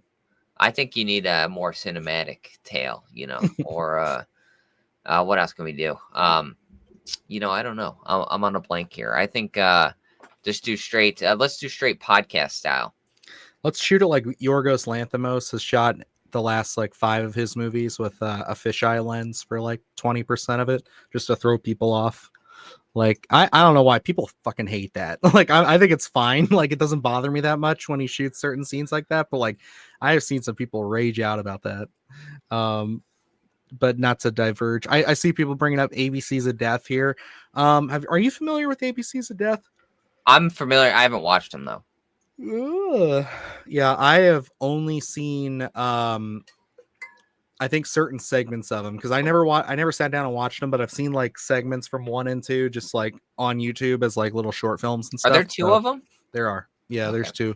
It was kind of like they were just going through the alphabet, so it's they were gonna do I think all of them at one point, but they never finished. They have some intriguing names I think attached to those too. Mm-hmm. I just never sat down and watched them. What's up, Silhouetted? Welcome. Coming back with silent film horror. Oh, silent film horror. I mean, I don't know. I'm thinking all the black and white movies I used to watch. Let's see. I think Silhouette's asking made in modern day.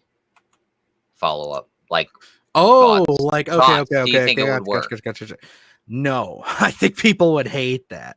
So, yeah, no, I think people if you're talking about VHS as a segment like that, or just if somebody made a silent film standalone, I think that would work. But if they try to do that silent, pledging to it, I'd love it. But I don't think people would fuck with that very much. I think yes, the horror community would probably get it. Most of them would be accepting of it. I think you would completely kill any and all reach for anybody outside of people who are in the know on what they're trying to do and what they're doing. I don't think people would get with it. I think, yeah, I don't think it would be a theatrical release. I could see something like that existing on even a Shudder, maybe. I think the audience they know what they're in for before they even turn it on. It wouldn't be something like a cold watch of I'm going in to watch a horror movie and I didn't even know this was a silent film. I think a silent film could work in horror because if you have a great story with great tension, you can really present that without dialogue. They did it before, and I think it can work. It just has to be a really exceptional story. You can't half-ass it. It has to be something where a clear direction, and we're being able to build those instances without dialogue because, yeah, we do lean on dialogue, of course, for a lot of the traditional storytelling. That's what everyone's used for.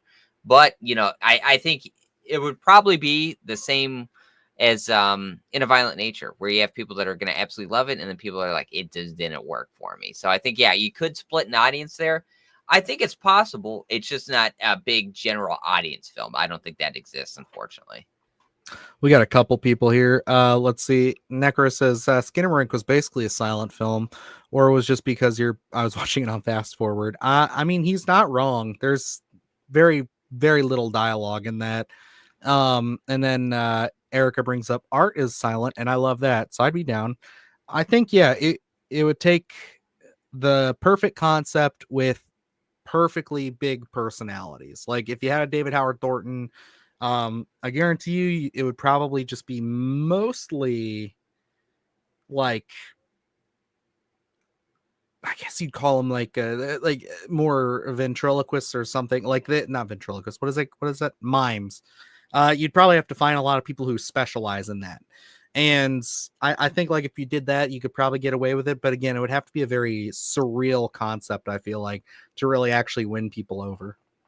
Yeah, I think, yeah, you'd have to find a really strong cast to present it, just because you're losing a portion of a medium for your storytelling. So it really does have to come through with a lot of the body work. But, I think it's possible if you build the tension, and you just have to have a really good story attached is really going to be the play. I think horror fans, a lot of horror fans that are really deep in the horror space, would be up for the task, just because it is something that is not done so often. And I think a lot of horror fans are up for that challenge to see if something's going to work for them. But I think, it could not work for a lot of people, where it's going to work for a good portion of it. I think that audience is just going to be split with the storytelling. Truly, I think that's what it's going to come down to. Yeah, it's just like where the audience is going to lie, because I could be totally wrong. I mean, you guys brought up a couple of good points. I know Brandon brought up Azrael from last year being like pretty quiet, like not a lot of dialogue in that either. I think the thing that I'm worried about when it comes to silent films is like, if you're doing a pure silent film, it's silent. Like people, yeah. I think like when we talk about this, we have to remember that it's like, there's still sound effects. There's still things like that would be in movies. Like, oh yeah, Gracie brings up Hush and stuff like that. Those still have tension, music, sound effects. This would have music, but like, yeah, there was no sound effects. There was no dialogue. So once you lose sound, like sound effects, especially, that is where the challenge comes. That is like, it's one of those things. Adrian can attest to this really well, helping us with our short film a couple years ago, where it was like, the movie was what it was, but it really didn't come alive until, after we sat down and like went back and forth. Just like I would work on putting in some sounds, Adrian would come in and basically clean it up, because he's an audio expert, and basically come in and fix all the things that I did wrong, or make sure levels are adjusted. And like, that's when the movie came alive. Like, that's when it felt like a movie. Take 2001 Space Odyssey, for example, super famous, example here. That scene where, the obelisk is there, the music, the symphony's rising up. The Dawn of Man. Yeah, that would be nothing without the music. And I learned this in college too. A lot of what gives something its tone, gives something its flavor, makes you feel tense, anxious, creeped out, suspenseful. A lot of it is on the sound, and we rely on those visual cues to even like jump and stuff like that. So silent horror would be nuts. I would be curious to see that done really well. It'd be such a challenge. I mean, you'd have to, like, I think Gracie just hit the nail on the head here. Yeah, I don't think a pure silent film would work with a mainstream audience, but it would be a darling for a niche indie crowd. Yeah, I think, like I said, I think like people in this chat who like watch movies religiously and love all this stuff, and an interesting horror concept, if you mixed it in with that, I think many of us would at least watch it and probably appreciate it for the attempt and what it is. But like, yeah, it's one of those things where it's like, I just don't think a mainstream appeal would ever be possible anymore. I think that, because like, I hate when people freak out and like get upset about subtitles, or get upset about a movie being black and white, or like some people I've met who, like, granted, they were young. We were like, kind of, I guess you'd say teenagers or young adults here, where you talk to people and they're like, Oh yeah, I don't watch black and white movies. Anything like past the 90s, I don't watch that. It's like, or anything pre 1990, I don't watch. It's like, what are you doing? Like, that's insane. My wife was like that for a little while, but I got her to stop. So, you know, lots of bullying, lots of And being a terrible husband. So, and you know, and I can't remember 100%, but there's a film out there where a lot of this does work, called, it's not horror, but it's called Hundreds of Beavers. And oh they yes, did yes, dude. it is really, it's done really well, where it's a slapstick comedy. I don't think there I don't Is it a silent film? Is there dialogue? I can't It's remember. technically a silent film because they do show the old like cards for dialogue, but Yeah. again, full of music, full of sound effects. Yeah. And you know, that's where it's like that one could be seek that one out if you can. I don't know if that's streaming anywhere, or I'm assuming it's at least VOD somewhere, but it's kind of, I would like to see that attempt in a horror film, because I think that comedy there works, and what they are able to achieve. That one we did a review for on the channel, and I think I gave it a must see just for the attempt, because I thought it was an intriguing attempt. We don't see something like that often, and I absolutely love the take on there. And if we apply that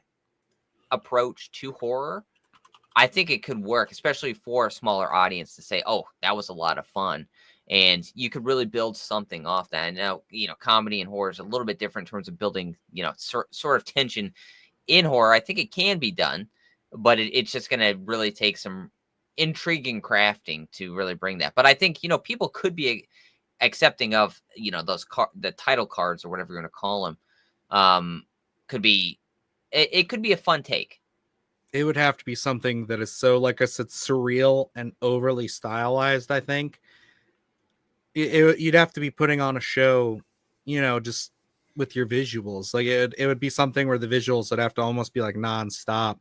And I think Necro is right here as well by saying you would need to have a great composer to pull it off. You'd have to work hand in hand. I would almost want, like, you know, Phil Tippett did Mad God, and it's like, you know, obviously he's known for doing things like practical effects, but also doing some stop motion stuff.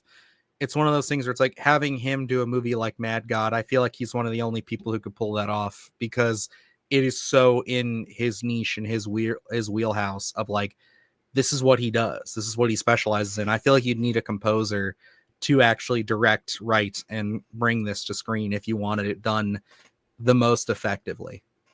Yeah, it's not something you can throw together. You can't half-ass it. You have to be all in with the take and really be in love with it. So if someone wanted to bring this to life, I think it would probably take years of crafting, to be honest. It's not something you can just throw out there and say, I hope you guys can digest this, because you're losing such a big portion of your storytelling for, and I don't want to say like a gimmick, but it's kind of like a different avenue of what we normally consume of media. So it has to be really well done and really authentic, I think, to the take, you know. So it almost has to service the story in a sense, I think. You know who I was just looking up, like, modern day composers, just trying to get a list of people. Because like I know of like the guy Ludwig Göranssons, who did Sinners, Black Panther, all that. Like, he's somebody I know. Then there's a few others, like Michael Giacchino's one who's like very popular right now. He does all the big movies like Jurassic World and Marvel and stuff. But I didn't think of this until I pulled up this little list here. What about Trent Reznor from Nine Inch Nails? Trent Reznor, I think, has enough of a background with visual, creative, all kinds of stuff, not only just audio. He could probably pull that off. I think he could, especially if he maybe even just collaborated visually with obviously David Fincher, or even the guy they had do the opening, who does David Fincher's opening credit scenes. Like, if they had him and Attic and Trent Reznor come together, I think that could work. Yeah, I think it could be an intriguing take. I think there's a handful of composers you could probably plug in there and see what you can get. Just because, especially if you've played in the horror space or just played, I think, especially building dramatic pieces, thrillers, anything like that, you have an understanding of what a story needs, especially when you're just composing something, just from the body work alone. So as long as you have the feel of the story and that tension is being evoked on screen, I think it's way easier for someone who's composing the score for it. It can really shine through as long as it's resonating with you. I'm gonna have to say, yeah, with Silhouetted here on this. Unfortunately, he's passed away, of course, but like, yeah, that's a really good. He would have knocked it out of the park. I think he would have understood it. I would even say, as far as just directors that I would trust with it, like Werner Herzog would be somebody that I think could. He's a madman enough to commit to the whole thing and do it, and I think he's got enough of a reputation to pull it off. It's like you'd have to get somebody like that, honestly. It's like, I hate to say it, you'd have to get almost like a James Cameron, a David Fincher, somebody with a pedigree who could go to a studio and say, give me my fucking money, I'm making a silent film. And they're just like, oh, you're obviously David Fincher, we're just going to say yes. So it's like, that's what it's going to be. And even if it flopped, it's like, or like Gracie said, it would have to be like an independent, made on a shoestring budget, no money darling that indie crowds pick up. That's a great pick, actually. Silhouetted too. Under the Skin, yeah, that doesn't have a lot of score in it, or I mean, it has a ton of score in it. It doesn't have a lot of dialogue in it. Oh man, yeah, I don't know. Oh yeah, let's see. Erica said, I watched the OG Toxic Avenger last night, and I don't know if I ever laughed more in a horror. It's kind of a movie, LOL. Yeah, it's a wild one, definitely. I know the Toxic Avenger movies are getting a lot of love this week with the new one coming out, but the trauma, especially classic old school trauma, they get real weird. They get real out there. I've been looking for an excuse. I honestly should have done a list for anticipation of the Toxic Avenger, but I was so caught up with everything else. Yeah, it's gonna be tough. Yeah, I remember I talked about it a little bit in our review. Watching that first one, as I was aware of Toxic Avenger as a kid. I think I had the action figures, but I never watched it on TV. It just wasn't on television. So it took me till the pandemic to actually sit down and watch that first film. And what a trip. What a trip that film is. Trauma stuff, like Dylan said, in general, is a wild ride. And that one, I remember going in cold, not knowing what to expect out of that. And man, I want to jump into the other installments of it, but I just never have gotten around to it. But I think after watching this reboot, remake, whatever you want to call it, I may sit down and try and check those ones out. Yes, Toxic Avenger has been rebooted. And, I got to say, I think I'm in a safe space, enough of a safe enough space where I'm not going to get bullied for this. But what the fuck was up with all these people in our comments just bashing not just Peter Dinklage, because like I get it, like he's a famous actor, so whatever, you're gonna have haters, but like there was just so much hate towards like little people in there. I was getting like pretty pissed off. I was like, dude, what the fuck? Like, why are you coming in here to spew a bunch of nonsense? Like literally like saying, oh my god, the fact that a little person is playing this is like the end of the fucking world. I'm like, one, you don't know what you're talking about, because it's like, yeah, it's like the character of Toxie is like slightly shorter. I know that he's huge in the old ones, but it's just one of those things where it's like, who cares? Like, it's like it works. Like, it perfectly works for the world they set up. And it's like, I thought Peter Dinklage was fucking excellent in that movie. I thought he had so much heart. I was like, what the hell? I was really surprised at the outcry of it as well. I know Silhouette just mentioned it there. Peter Dinklage had I know he had some controversy about I think it wasn't with the Snow White and film that had come out and saying, about not casting little people in it. So I don't know exactly what the 100% the issue was, but I know there was a former WWE superstar named Hornswoggle, who's also a little person, had come out, and knowing professional wrestling, he has bone to pick with Peter Dinklage, really bringing that up, saying, a lot of little people lost work because they said decided to, do CGI rather than actually give work to a little person for that type of role. And so I knew there was kind of a little bit of an issue there, but I was really surprised just with the stature comments of what they're doing with Toxie now. And I thought it added to the kind of how off the wall Toxie is just in general, because, I've never looked at that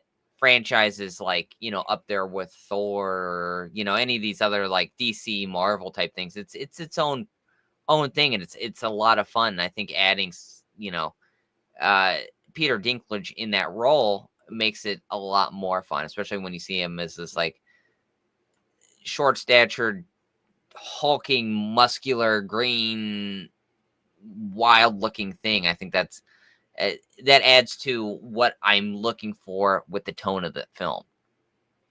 Yeah, it's one of those things for me too, where it's like I don't know. I felt like it worked. It didn't bother me, and I'm a huge fan of the original movies. And it's like I think it's just like it goes with it. And Brandon brings this up too, which we got this a lot in our comments as well. And I don't know where this information came out from. I tried to look into it for like 5 seconds, but I totally got distracted and forgot to go back to it. So I'll keep looking into it. But yeah, a lot of people are saying this is a reboot in a sense, kind of like a sequel, a requel. And that's why they went the way they did, because it's like he's not the original Toxie, but he's, another Toxie essentially. Which, I mean, if that's the case, that's fine. I don't care. That's cool. I thought the movie like could have been a whole lot worse in general. And the fact that I came out smiling and could actually say that I thought it was like hopeful and fun and goofy, and then added all that over the top blood and gore, I would have totally.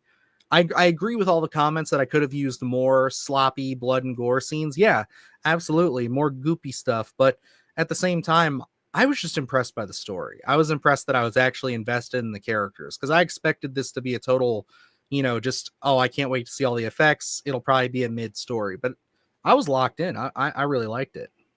Yeah, and I think you're always going to get that commentary where, especially when a film uses, how gory it is for its marketing, that people are going to walk out of there saying, I would have loved, more nastiness to the film and just gore in general. I thought it had a perfect mix of comedy, some sentimental moments, as well as the gore stuff we were looking for.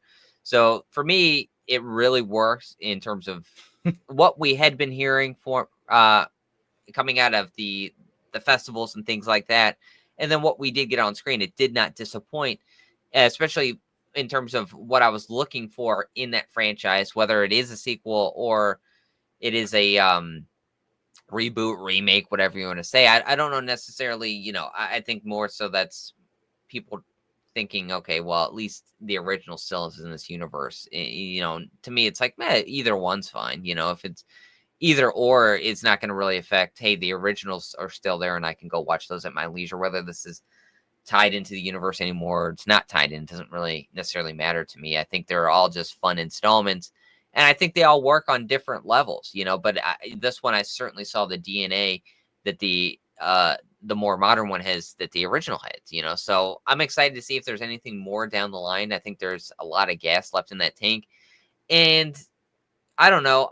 I'm a person that's been out of the Marvel universe for so many years now. It just became a task, such an undertaking to go to the theater to watch those. And I don't watch a lot of superhero films that much anymore. So being able to go in and just have a good time with this, I think it really worked.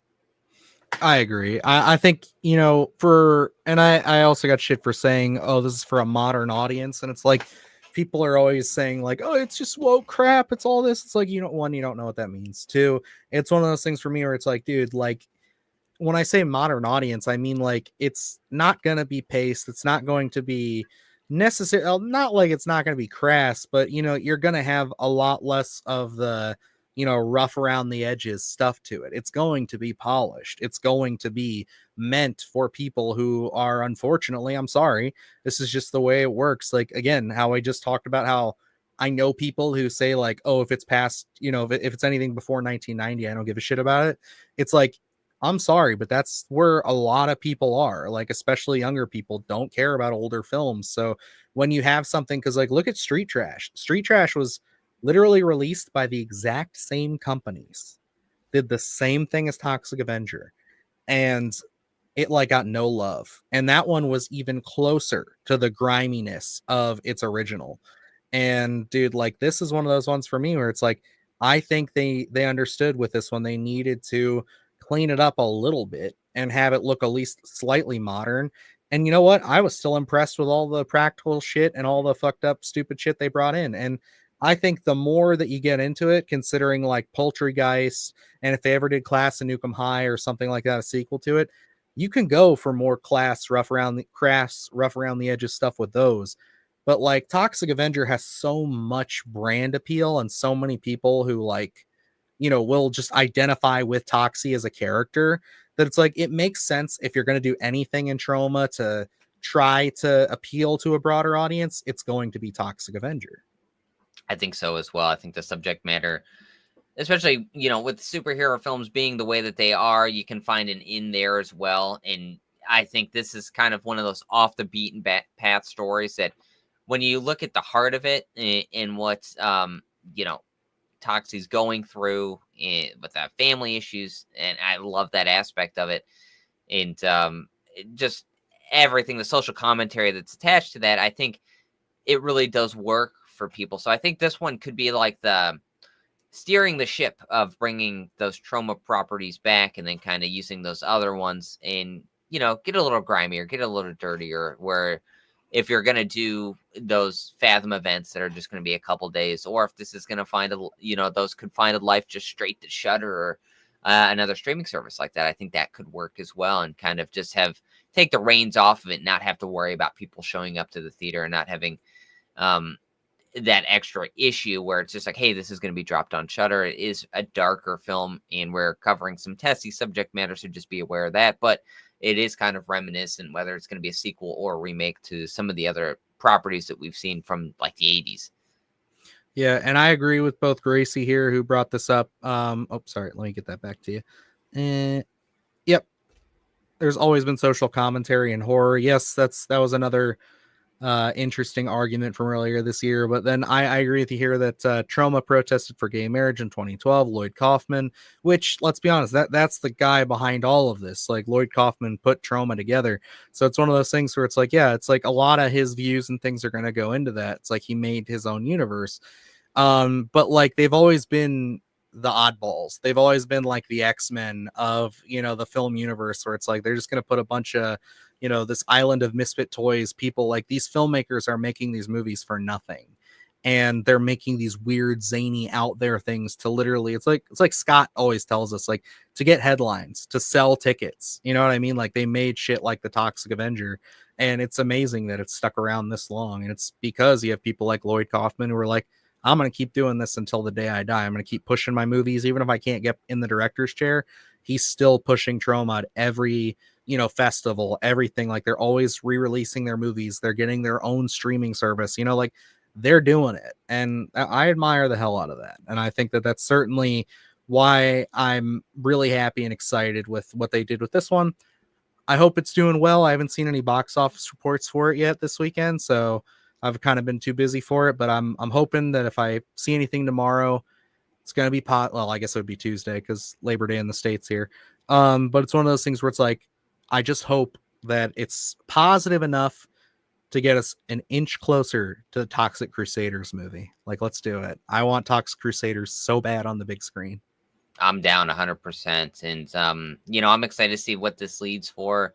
I think, a lot of the Trauma films exist, and the reason that we get things like, I talk about Malignant being such a wacky concept, and sometimes you're either in for some horror concept or you're out. And I think Trauma existed to almost unlock that part of creative brains where it's like, these are just totally off the wall concepts. This is pushing a boundary of what horror could be. It's not going to be for everybody. We already know that, but this is an avenue you can take. And I think that's why when Trauma existed, I think that influence has carried over the past few decades of people using that as a tool in their tool belt, as just not playing it safe with a basic supernatural story, or being like, things that we've seen a million times over. It's like, hey, I can take this grain of an idea and really push the boundary. And I think Trauma is, maybe not the sole reason, but I think it played a big part in that aspect of a lot of creatives, even now in modern times.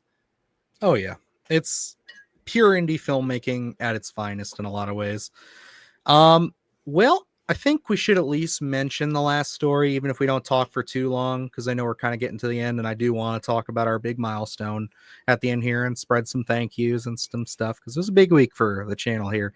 But I think we should at least mention this and at least talk about it, because it's another big moment in horror. So yes, another closure, well, supposed closure to at least the Warren story, with The Conjuring Last Rites hitting theaters this coming week. And it's been a long time coming. I don't know how anyone in the chat feels about the Conjuring universe, but very hit or miss for me. And I think honestly more misses than hits. Some of the installments are fine. Some are just, pretty bland for me. So especially when we talk about those 3 Conjuring films, I think the first one's easily my favorite. 3 was the one of the films I actually fell asleep during. So I do have to go back and probably watch that, maybe dust that one off before I get to Last Rites. And Conjuring 2 was just a little bit more underwhelming than I had expected. So, am I looking forward to Last Rites? Not really, but I'll go see it. Maybe they'll surprise me. I don't know. Sometimes you get a couple of good scares, but I'm not looking to be wowed. I don't think this is going to be on my top 10 of the year. Yeah, I was going to say, are you sure about that? Are you sure about that? Do you really want to rewatch the Conjuring? The Devil Made Me Do It? No, well, my wife Sure likes about it, that? so All right. Well, no, I don't want to. I mean, she had to have a flaw somewhere, right? Like, I'm just kidding. I know. I will watch those movies too. It's kind of like the whole thing. It's like Conjuring is one of those things where it's like it starts off so strong, and there are a handful of strong entries for me, but like it's just one of those. I'm ready for them, especially the Ed and Lorraine stuff. I think if they're going to continue it on and just do more haunts, sure, whatever. But like, I think it is time to end the Warren story and just let them go. It's like nothing against the actors at all. Like, I love Patrick Wilson. I love Vera Farmiga. It's just one of those things. It's like, I just don't know if the magic is there anymore for them. It just kind of feels like, oh, it's the Warrens. They're here. They're doing the ghost shit again. And for me, I think like Conjuring 3 feels like The Nun and The Nun 2 and the Annabelle movies that aren't creation. So basically every other thing that Michael Chavez has directed. And I'm sorry. It's just like he's not James Wan. You know what I mean? Like James Wan, I think, really brought that relationship of the Warrens to the forefront and made them characters that I like. Now they're just, hey, it's the Warrens. That's just how I feel personally. Yeah, I don't feel intrigued by this. I know how people are commenting in there about, the Warrens and, their, I don't know, a weird past, and I don't know exactly everything. It's for me, like, that always kind of bleeds over as well. And I never really know how to feel about any of this stuff. It's just such an, I don't know, odd take. I don't know if maybe that plays a part in me really not being able to connect with the series. It's never really hit for me, other than the first one, which I thought had some great scares. But after that, it just kind of was like, oh, okay, it's another horror franchise that feels like it's for a bigger audience than what would be for me. It's like, I love Annabelle Creation. I think that's a great film, but the quality of those films are few and far between for me, where they really actually hit. It just seems like, it's pretty bland storytelling, and then we throw it up there, and people are going to enjoy it. A bigger audience will. Yeah, and I think like overall, I think like, again, if this is anything, I think I understand there are fans and stuff, and I love it, but like I think if this is another one where it's like we could take a few years off, like we could definitely bring this to an end for a while, and maybe if there's an idea, come back to it. But I think that it's just like, again, Michael Chavez might be the nicest guy in the world, but I and let me look through his filmography again. I don't think there's a single movie this guy has done that I actually really like.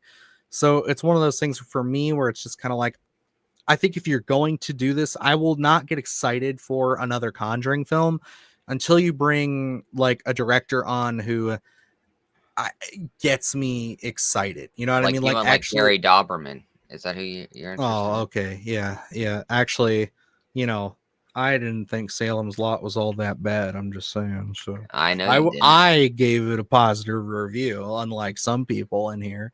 What a noob.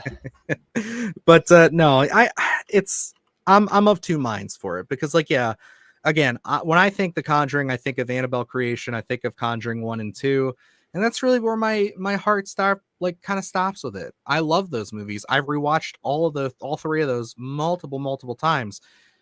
But like the other ones just they don't have the same feeling. I don't know. It's just like am I alone there where it's like they just don't even feel like they're consistent with the others. They feel like imitations. Yeah, I think there's no heart in it. Again, it just feels like a general audience horror story where it's like we have to kind of be as bland as possible, try to throw in some scares, and then throw it out to the audience because we don't want to latch on to anything that could be niche. Do you know what I mean? Where it's like it just has to be.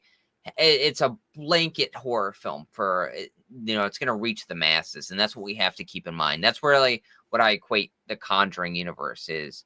So it never really hits for me where it's like I think I have to find more of an in with my horror where I don't know, it just doesn't necessarily work as much as I would like it to.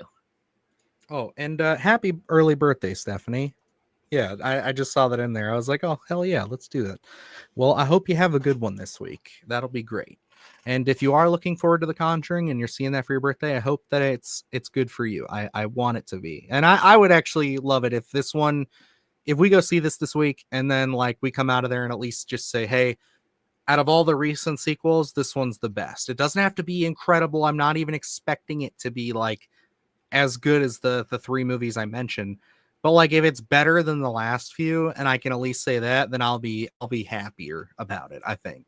Cuz like right now it's like I don't know, I'm going in there with like such a low bar of excitement because again, they just haven't felt like Conjuring movies in so long. They just haven't felt like they actually matter. And I think that's really where you set and this is a perfect franchise to do this because yeah, it's like the ones that matter, the ones that you feel like people are actually putting a lot of effort into, you feel it. And I think that the scores and the audience reception, especially now that it's been around for over 10 years, like we can kind of really see like this is how people feel about it now. And that's 100% where I think this is like the best clear-cut line and example because yeah, it's like I really like those first three and a lot of people would agree with me, but then I also can't fault people who just want to go see something, get some jump scares like The Nun. I can't spoil what this is, but we did a little video that'll be coming out this week.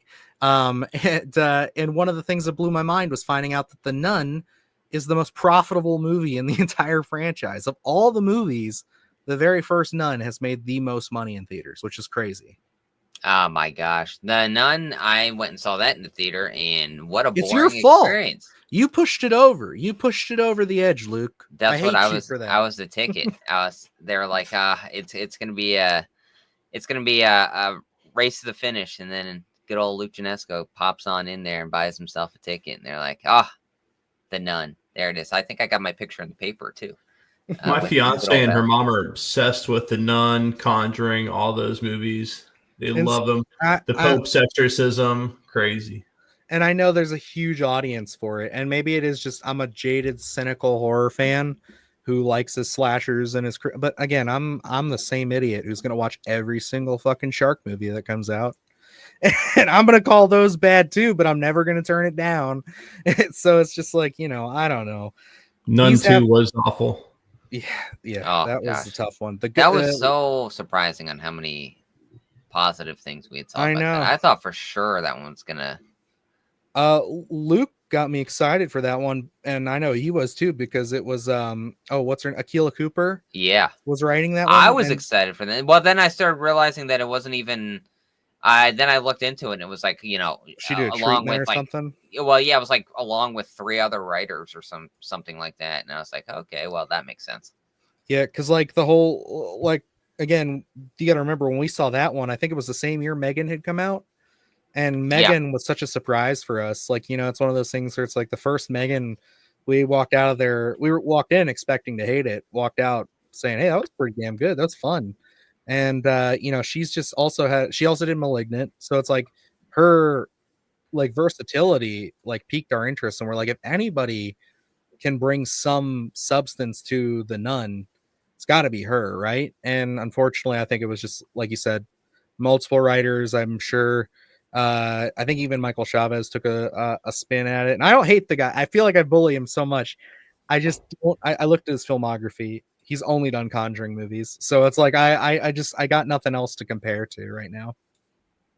Yeah, and Nun 2 was a disappointment. I go into that film, and I love Caleb Cooper as a screenwriter, so I will always be like, there's one interesting in the Nun 2, and that being that goat man. And I have no reason, Yes. no base Yes. of this argument, but I will say that had to be her idea just because it was the only interesting thing in that film. So I Feels will like die it. on that hill. But It was a great, and they did a practical effect for most of it, so like it worked. It's even like the same thing with Annabelle Comes Home. There's a werewolf in that movie for like 5 seconds, and yeah, it's like that's one of those ones where it's like, man, that's cool. I like that. Like it was at least nice that they did it. But yeah, dude, oh man, it gets rough. They get real rough. And then I actually wanted to highlight this. Kiki brings up, I want to watch Sinister in theaters so bad. The sound design is so good. I am right there with you. Because again, I was a hater of that movie until I was again baptized and brought to the light on that just before the Black Phone came out, and given it a real solid rewatch. Now it's one of my all-time favorite horror films, easily top 10. Oh, 100%. That one, I think the ending portion gets a little, like the jump Absolutely, it's the scare, only and I weak think, part. yeah, I think people always remember that. Walking in a theater, that you're gonna remember that ending, and I think that doesn't work for a lot of people. But I think a lot of people were forgetting how cohesive, how great the tension is in that film. Ethan Hawke is phenomenal. He's In it. phenomenal. I love the way that movie's written too. Vincent D'Onofrio in that film, although playing just a small part, I love his character and what we get there. So it's such a great story that what is it, found footage, whatever the homemade movies aspect in that is. I actually have a hilarious piece to add to that. So I did that brutal scenes in movies, and I added the Conjuring, or not the Conjuring, Sinister to it. And I did in fact call the Super 8 film reels tapes. And someone just comments like I think it was like a week after the thing had been out. First comment to hear about it, they were just like, "Did you call Super 8 reels tapes?" And I said, "Probably."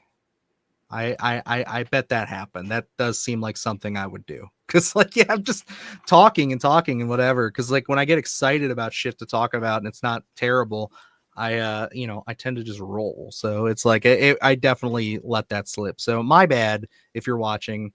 I didn't mean it. I'll correct it one day. But Sinister, fantastic fucking movie. Absolutely. It's a great rewatch too. I think that one only gets better on rewatches because you start being able to dissect every little thing in that film and just how well done it is. Think I saw the sequel. I don't think that one matches up even in the slightest from what I recollect. But that first one, my gosh, what a great storytelling, great tension, great eeriness. It got me excited to see what Scott Derrickson was going to do next because it's such a pivotal film for him. Yeah, and I know again some people disagree. I feel like his next best movie, The Black Phone. I think like I'm so excited for Black Phone 2. You guys have no idea that movie, as we inch closer and closer, and that marketing, that second trailer. I hate to watch trailers, but we saw that before. What did we just see? We went and saw something, and it's always a blur. I know everything. We watch so much shit all the time. But like whatever we saw recently, like a couple weeks ago, we saw the trailer before it, and like it was just one of those things. I was just like, dude, it's giving me those Nightmare on Elm Street vibes. It feels so good.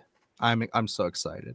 Yeah, I know. See, Bit Flipper here is a hater, and I've lost a lot of respect for you, sir. I'm just kidding. You're fine. You're allowed to have your opinion, Yeah, and even if it's wrong. I'm just kidding. Black Phone 2 was one I was skeptical when they said they were going to do a sequel to, and I was like, Absolutely does not need a sequel. yeah, I don't know how you're going to make it, how you're going to make it feel organic. And then when I saw that trailer, I was like, okay, hell yeah, I'm 100% on board. I love where you're going with this. We're pushing the boundaries of horror, I think, and taking it into a new avenue that feels authentic, so I'm excited for that one. The trailer sold me. I think I've watched it, like 3 times. I'm trying to not overwatch that and get my expectations too high, but man, what a great trailer that was. Oh yeah, and that's right. Yes, Necro, I have a video written that dives into some of that, and yeah, it's amazing how many practical effects they actually use in that movie. It's so down to earth when the making of that movie. It is so unbelievably like not a modern day or like even a 2010s like style movie. There's so little visual effects. It's amazing. And then there was one other on here that I really liked. Oh yeah, Mama Mayhem, Deputy So and So. Absolutely love it. Snakes don't have feet. Let's go. Or whatever the line is, I forget. That's just one of my favorite points. Funny enough, when Evan put out his video, because I'm sure many of you know if you've seen Evan's channel, Rockland Graves, one of our good buddies, he put out a video of Sinister that blew up his channel. That's where his biggest like pop came from. And like it was like the first time like any of the 3 of us out of like Alex, us, and him had ever had any major success. So it was huge moment. I commented like the 3rd or 4th comments on there before it popped, where I was just like, snakes don't have feet, or just just quoted it or whatever. And it's like by far the most liked comment that our channel has on anything. It's got like fucking like 10 to, I think last time I checked, like maybe 15,000 likes. It's like, it's insane, but it's a great little film. I love it. Top-notch filmmaking, 100%. Absolutely. But yeah, I think that's getting us right on down to the end here. So I do want to mention that folks, thank you all so much for what you have done. Adrian, can we open this up for everybody here? I want all 3 of us on the thing here. Everybody here is responsible for helping us cross a major milestone this week, and I don't know even how to react to it. Like I wrote like probably 3 different versions of like a thank you to put up on the channel, like just as a community post. And then I was like, that doesn't feel right. We're going to do something. Maybe it'll be like a special live stream. We might do something where we do a commentary or something. Well, I want to put it out to you guys, of course, but we crossed 50,000 subs, and that is absolutely just mind blowing. Like we say it every time we hit a milestone, and I don't want it to sound redundant or played out, but like it's one of those things for me, man. I never would have thought in a million years that I'd have a channel, or I don't think Luke and I ever thought in a million years that we would have a channel like growing up that has even this many people watching and liking and talking to us about horror movies or just shit we like. It is truly a blessing every single fucking day to wake up and be able to do this. It's a wild time. And, as we do this now, I think we're at 51, which what the hell's going on? I don't even know anymore. But we talk about it every time we cross a milestone. We have those screenshots of, the first 100 subs that we got, and that being getting into triple digits and thinking, oh man, we're actually, covering some ground here. Who would have thought we'd ever get to where we're at now, and looking at it from the start, relatively short time. I never would have guessed that we would have been over 50,000, just was it 3 years? 3 years deep. Getting close, yeah. It's 3 years for sure. Yeah. It's such a wild time. And then we talk about it every week, every time we end the Sunday Scaries, the community that we've built here, and it's just heartwarming that. Hey, don't tell them that we talk about them after we get off here. Don't. No, we always have long conversations about how cool everybody is, because we're just like, damn, dude, like, why is everybody so fucking like nice? This actually feels like when I go and watch like big YouTubers or something like a Moist Critical. If you pop into their chats and stuff, I'm like, this actually feels like a real community. It's like, it's crazy. Yeah, it's really wild, and eh, I don't even know how to like. Um, my Sundays consist of going over to my mother's house prior to doing this, right? So it's such a weird thing to talk to everyone in my family about like what's going on YouTube, and it's like I was talking to my dad before we hopped on here, before I left the house to come here and record, to do the stream, and I was like, it's wild that Dill and I had talked about. We did the Sunday Scaries, and it was a recorded thing, and then we just kind of put it out there at 9 a.m. on Sundays at the very start of this whole thing, and then now just to see it take on a life of its own, to be like, oh, we're doing it live, and I was telling about just like everyone in the chat, and just how like there's an actual discussion going on where it's like everyone's bringing up great points, and we kind of get so off tracks, and we have like we put together a rundown, but we get so off track because everyone's bringing up so much great points, and just how we've built this community, and how it's one of those things we never would have thought we would be here, and let alone to tell other people that we've crossed milestones that we never thought we would get to. And we have everyone that shows up here every Sunday, everyone that watches videos, everyone that leaves a comment, everyone that likes a video, it's all because of you guys. And of course, we can never thank you enough. Well, we'll go on these tangents. We've done it so many times now. We'll do it so many times in the future, but it's never going to be enough. Yeah, I think that's the hardest part about this now, is because I don't want to sound redundant or goofy, but it's like I literally mean all of this, because like Luke and I will sit here and talk about it. Adrian, Luke and I will all sit here and talk about it. So it's like, oh my God, I am just like, I don't know. It doesn't feel real half the time, because you're just like, it's just a number. But at the same time, it's like now seeing how much activity the channel gets and how people actually like look forward to it. And I mean, like we have people like Erica who, has come in here and offered to help us with this Discord and everything. She's been building it. She actually just said on here that she's finished it. So we're going to be getting that up and running, which, I mean, again, little pieces like that, it blows my mind. And I feel bad because like there's a lot of people who have sent us emails and things like that, and I've tried to respond to them. Personally, I am one of those people who I mean, you watch my videos, I can't shut the fuck up. So like I will sit there and start typing something, and I'll feel like because somebody sent us something so sentimental and so nice that I have to like match it, if not go beyond it, because I'm just like, I feel terrible if I don't. So it's like I have so many like drafts in our email of just people I'm still trying to get back to just be like sending a follow-up or sending anything. But it's one of those things where it's like it doesn't feel deserved. It doesn't feel quite like we should be here where we're at. And I know some people are going to say, oh no, don't worry about that, but it's like I think that's the safest mindset to be in, because I never want to take you guys for granted. I never want to take the community we've built here or the channel for granted. Like I always want to be, I think, Luke, how do you say, like fighting from underneath in a sense? Yeah.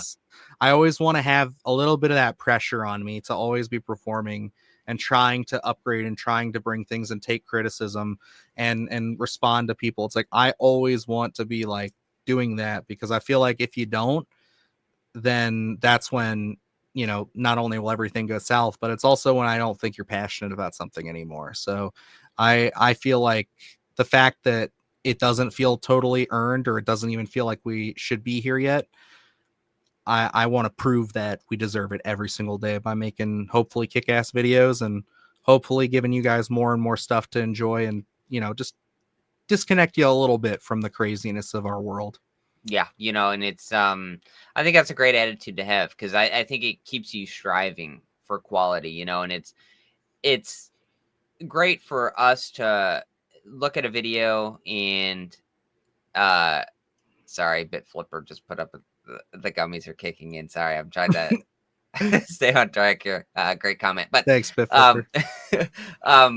it's great to kind of have that mindset to it's great for us to want to put out content to have a stamp of approval from our perspective, say, oh, I think I put out a decent video. But it's also about putting out great content for you guys, because you guys have more than earned it by showing up and giving us that motivation for us to want to sit down, and whether it's a disturbing video, which is just a sentimental, heartfelt video, that's a movie that's going to make you cry, but then having to sit down and, and write things about that.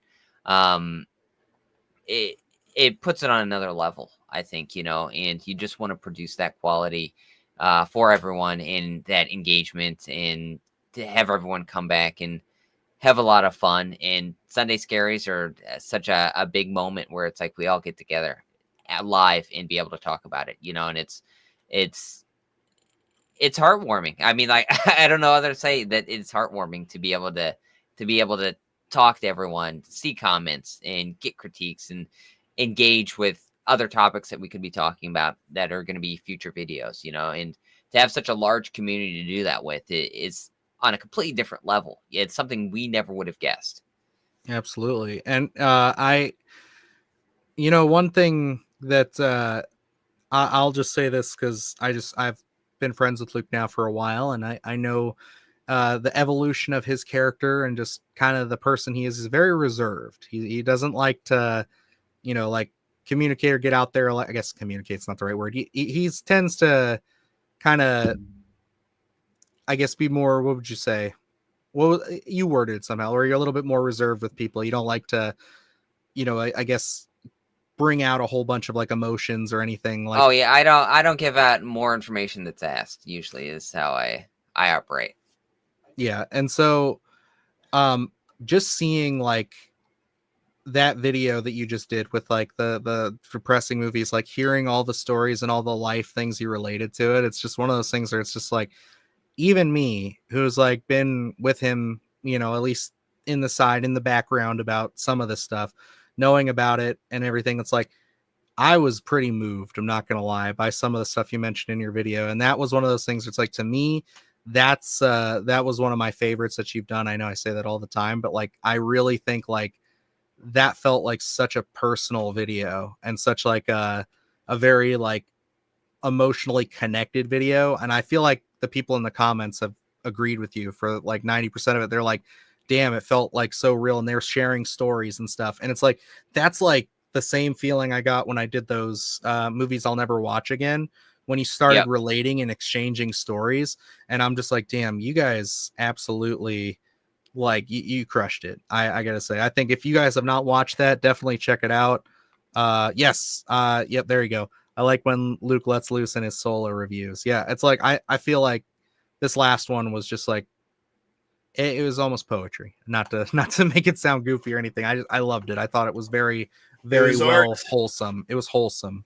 Appreciate it. That was a way rougher video than I thought it was going to be, watching some of those films. I was like, oh yeah, I like Mask. And then Dude, my dad was talking about The Mask today. He watched your video. He's like, because he watches all of them, and he was talking about that when we were out and about today.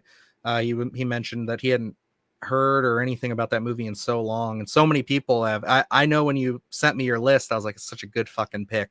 It's like that movie breaks your heart. Yeah, that was a rough one. That one hit me on a completely different level. And then, Me and Her and the Dying Girl was another one. I was like, oh god, okay. You forget how emotional these films are until you start getting into them. Plus, I almost choked to death on the Chucky fans. I know. I keep forgetting to ask you, how was that, by the way? It was horrible. Oh, it's terrible. Well, I don't like the flavor. You might like it, but yeah, like, I burped that thing up after I did that bit for the rest of the day. Yeah, I'm curious. I haven't seen any of them. I don't know where you found that. Randomly at a Giant Eagle. I will snag you one. I want to try all of them, but like, yeah, it's like I'm down. The thing is, I want to try them, but also I'm just kind of like, I don't want to just spend a ton of money on soda, because I'm just like, I would like to have all the bottles. I know. Just there, like, filled up. Like, I'm that much of a geek, y'all. Like, yeah, I'm gonna get the Chucky one, because I drank that one, so I don't have one anymore. And the Chucky and the Michael Myers are the only two that I'm interested. Oh well, no, and Grabber I forgot, but I don't see that one that often. Yeah. Oh crap! I actually feel quite terrible about this, Violet. So I'm sorry, I did not see your message. I don't know if Luke saw it. I don't know. Patreon was really a big mess this week. I'm not going to lie to you guys. I really wanted to put more shit out on there. I have stuff to put up on there, but like it was just a lot of getting, Yeah. I know. And also Luke lost today because he was, I don't think anybody knows. No, Oh I no. was- If you watch BSG, you know, he Oh, was okay. sick. So Yeah, and I just for everyone on Patreon, I do have a sixth pick coming out for the list. I just have to get it finished ended. It came down to the wire on Friday, but yet another emotional stop motion film for that sixth pick, which would be interesting. yeah, I am. This week you're gonna have a lot of stuff. We still have to get our. We're gonna catch up on Alien for sure with those spoiler reviews. We got one out. I had that sitting on the desktop right there. I marked it as Alien 3, and I thought, geez, that must have been forever ago. I don't even remember when we talked about that. And then I opened it, and it's like, oh no, this is Alien Earth episode 3. I totally forgot. So yeah, I will be better. I will do better. I promise. So we'll make sure to be more up on that. I feel terrible. This week was just it feels like Sunday Scaries happened and then it was a blink and then you go. And then to be honest, like with how wonderful everything was hitting the milestone, I was a little selfish this weekend and I spent a lot of my weekend out with my family. We went, did a bunch of things today and we're going to do some stuff tomorrow. And, it's a 3-day weekend. My wife's off. So I tried to take advantage of it, but next week back in action, lots of fun stuff coming up there. So I promise. We're gonna be some busy boys. 100%, Violet. I get that. That is my life. I have ADHD. I'm medicated for it. So yeah, it's like keeping up with messages and stuff. I'm awful. So I do my best. Yes, I agree. And channel called Horror Setup Ideas. You guys on the bottom. There you go. Let's see. Hanging with you guys just feels like I sit with my friends and talk about horror. It's wonderful and honestly just so comfortable. That's very good. I that's exactly the feel we want these lives especially to be. And hopefully our videos, like again, we just like talking about this stuff. So the fact that you guys like hearing us talk about it and you guys like to talk with us about it, I think that's kind of the bread and butter of why this thing is working. And yes, absolutely. We will look at the Discord. I will actually do that immediately after this and probably just give you the confirmation because, like, again, Erica is a genius. She absolutely took this on and did it herself. I literally cannot thank her enough. Like, this is, she actually put me into our buddy Jake's. I had never been in it. And just this last week of kind of like, stalking it, just being in the background, watching how it interacts and stuff. I'm just like, she's got this thing like a well-oiled machine, dude. It's amazing. So I'm excited for that. And of course, I want to thank Brandon as well. Definitely one of our longtime contributors here as well, who's just always on top of it, always tagging us in news, keeping us posted. He is seriously like another member of this team. I would say both of these people feel like that because they help us with so much. I couldn't even thank them enough. Like if there's any, like if we get to the point where like we're making enough money, like if we're making Mr. Beast money, like I'm taking care of you too for sure because you guys do way too much for us. Like it's crazy. And also Brandon does put out some great reviews of his own. Oh He yes, did that absolutely. new Toxie review. So if you haven't checked that one out, definitely pop on over to his channel and check that one out. It's got some good insights. Absolutely. And yes, if you are a creator and you are looking for somebody who can kind of help you with the background stuff, be not only a fantastic moderator, but again, somebody who's just creative, outgoing, and just knows what the hell they're doing, Erica is wonderful. I'm sure you can reach out to her on her social medias and she'd be more than happy to help and everything. So yeah, really wonderful people. But again, all of you guys are amazing. I know we're just going to keep spinning in circles saying that, but like Mama Mayhem, Violet, everybody who's always in here, Penelope. I saw Gory Tiger in here, of course, always popping up. I think Hobalone was definitely a newer name for me. If not, I apologize. Bit Flipper is always in here. And of course, we have Gracie. Stephanie's always popping up. She's the best. She's always motivating us and keeping us in the disturbing stuff. Kiki, Bit Flipper again. If I didn't mention you, I apologize. Oh yeah, Silhouetted, of course. But like everybody in here, I don't know. Thank you. thank you from the bottom of our hearts. It's never going to be enough. It's never going to be enough. Again, I'm going to get off here and feel guilty, but like, yeah, I love you all so much. So it means the world. And yeah, that's all we got. So there you have it, folks. That's the end of another episode of the Sunday Scaries. We'll be back next week with more fun stuff. And are we starting the VHS next week? Yeah, let's start it. All right. So if you want to join us, Adrian included, we'll get you that Shutter password, but they're also on my Voodoo. We're watching VHS 1 for next week. So if you watch that, we're going to have a whole segment on the first VHS, and then we'll do so and so forth as the weeks go on, leading into the new one. So thank you guys. I hope you enjoy it. And yeah, I think that is where we will leave it off. And you know what's really embarrassing? I also didn't put the outro on here. So I'm going to do that real quick. Oh, okay. Look, I like it. Go ahead. I was going to say, I like Dylan likes to change things up. He likes to keep us on our toes here. Keep us on our toes. Absolutely. Got to do it. All right, guys. Thank you again, and we'll see you all next week. Bye. Do the horse shit, gonna do it live. Cause Splattercast kick it every day they live. Splattercast, gonna smash your ass. Splattercast, gonna smash your ass. Splattercast, gonna smash your ass. Splattercast, gonna smash your ass. Splattercast, gonna smash your ass. Splattercast, gonna smash your ass. Splattercast, gonna smash your ass.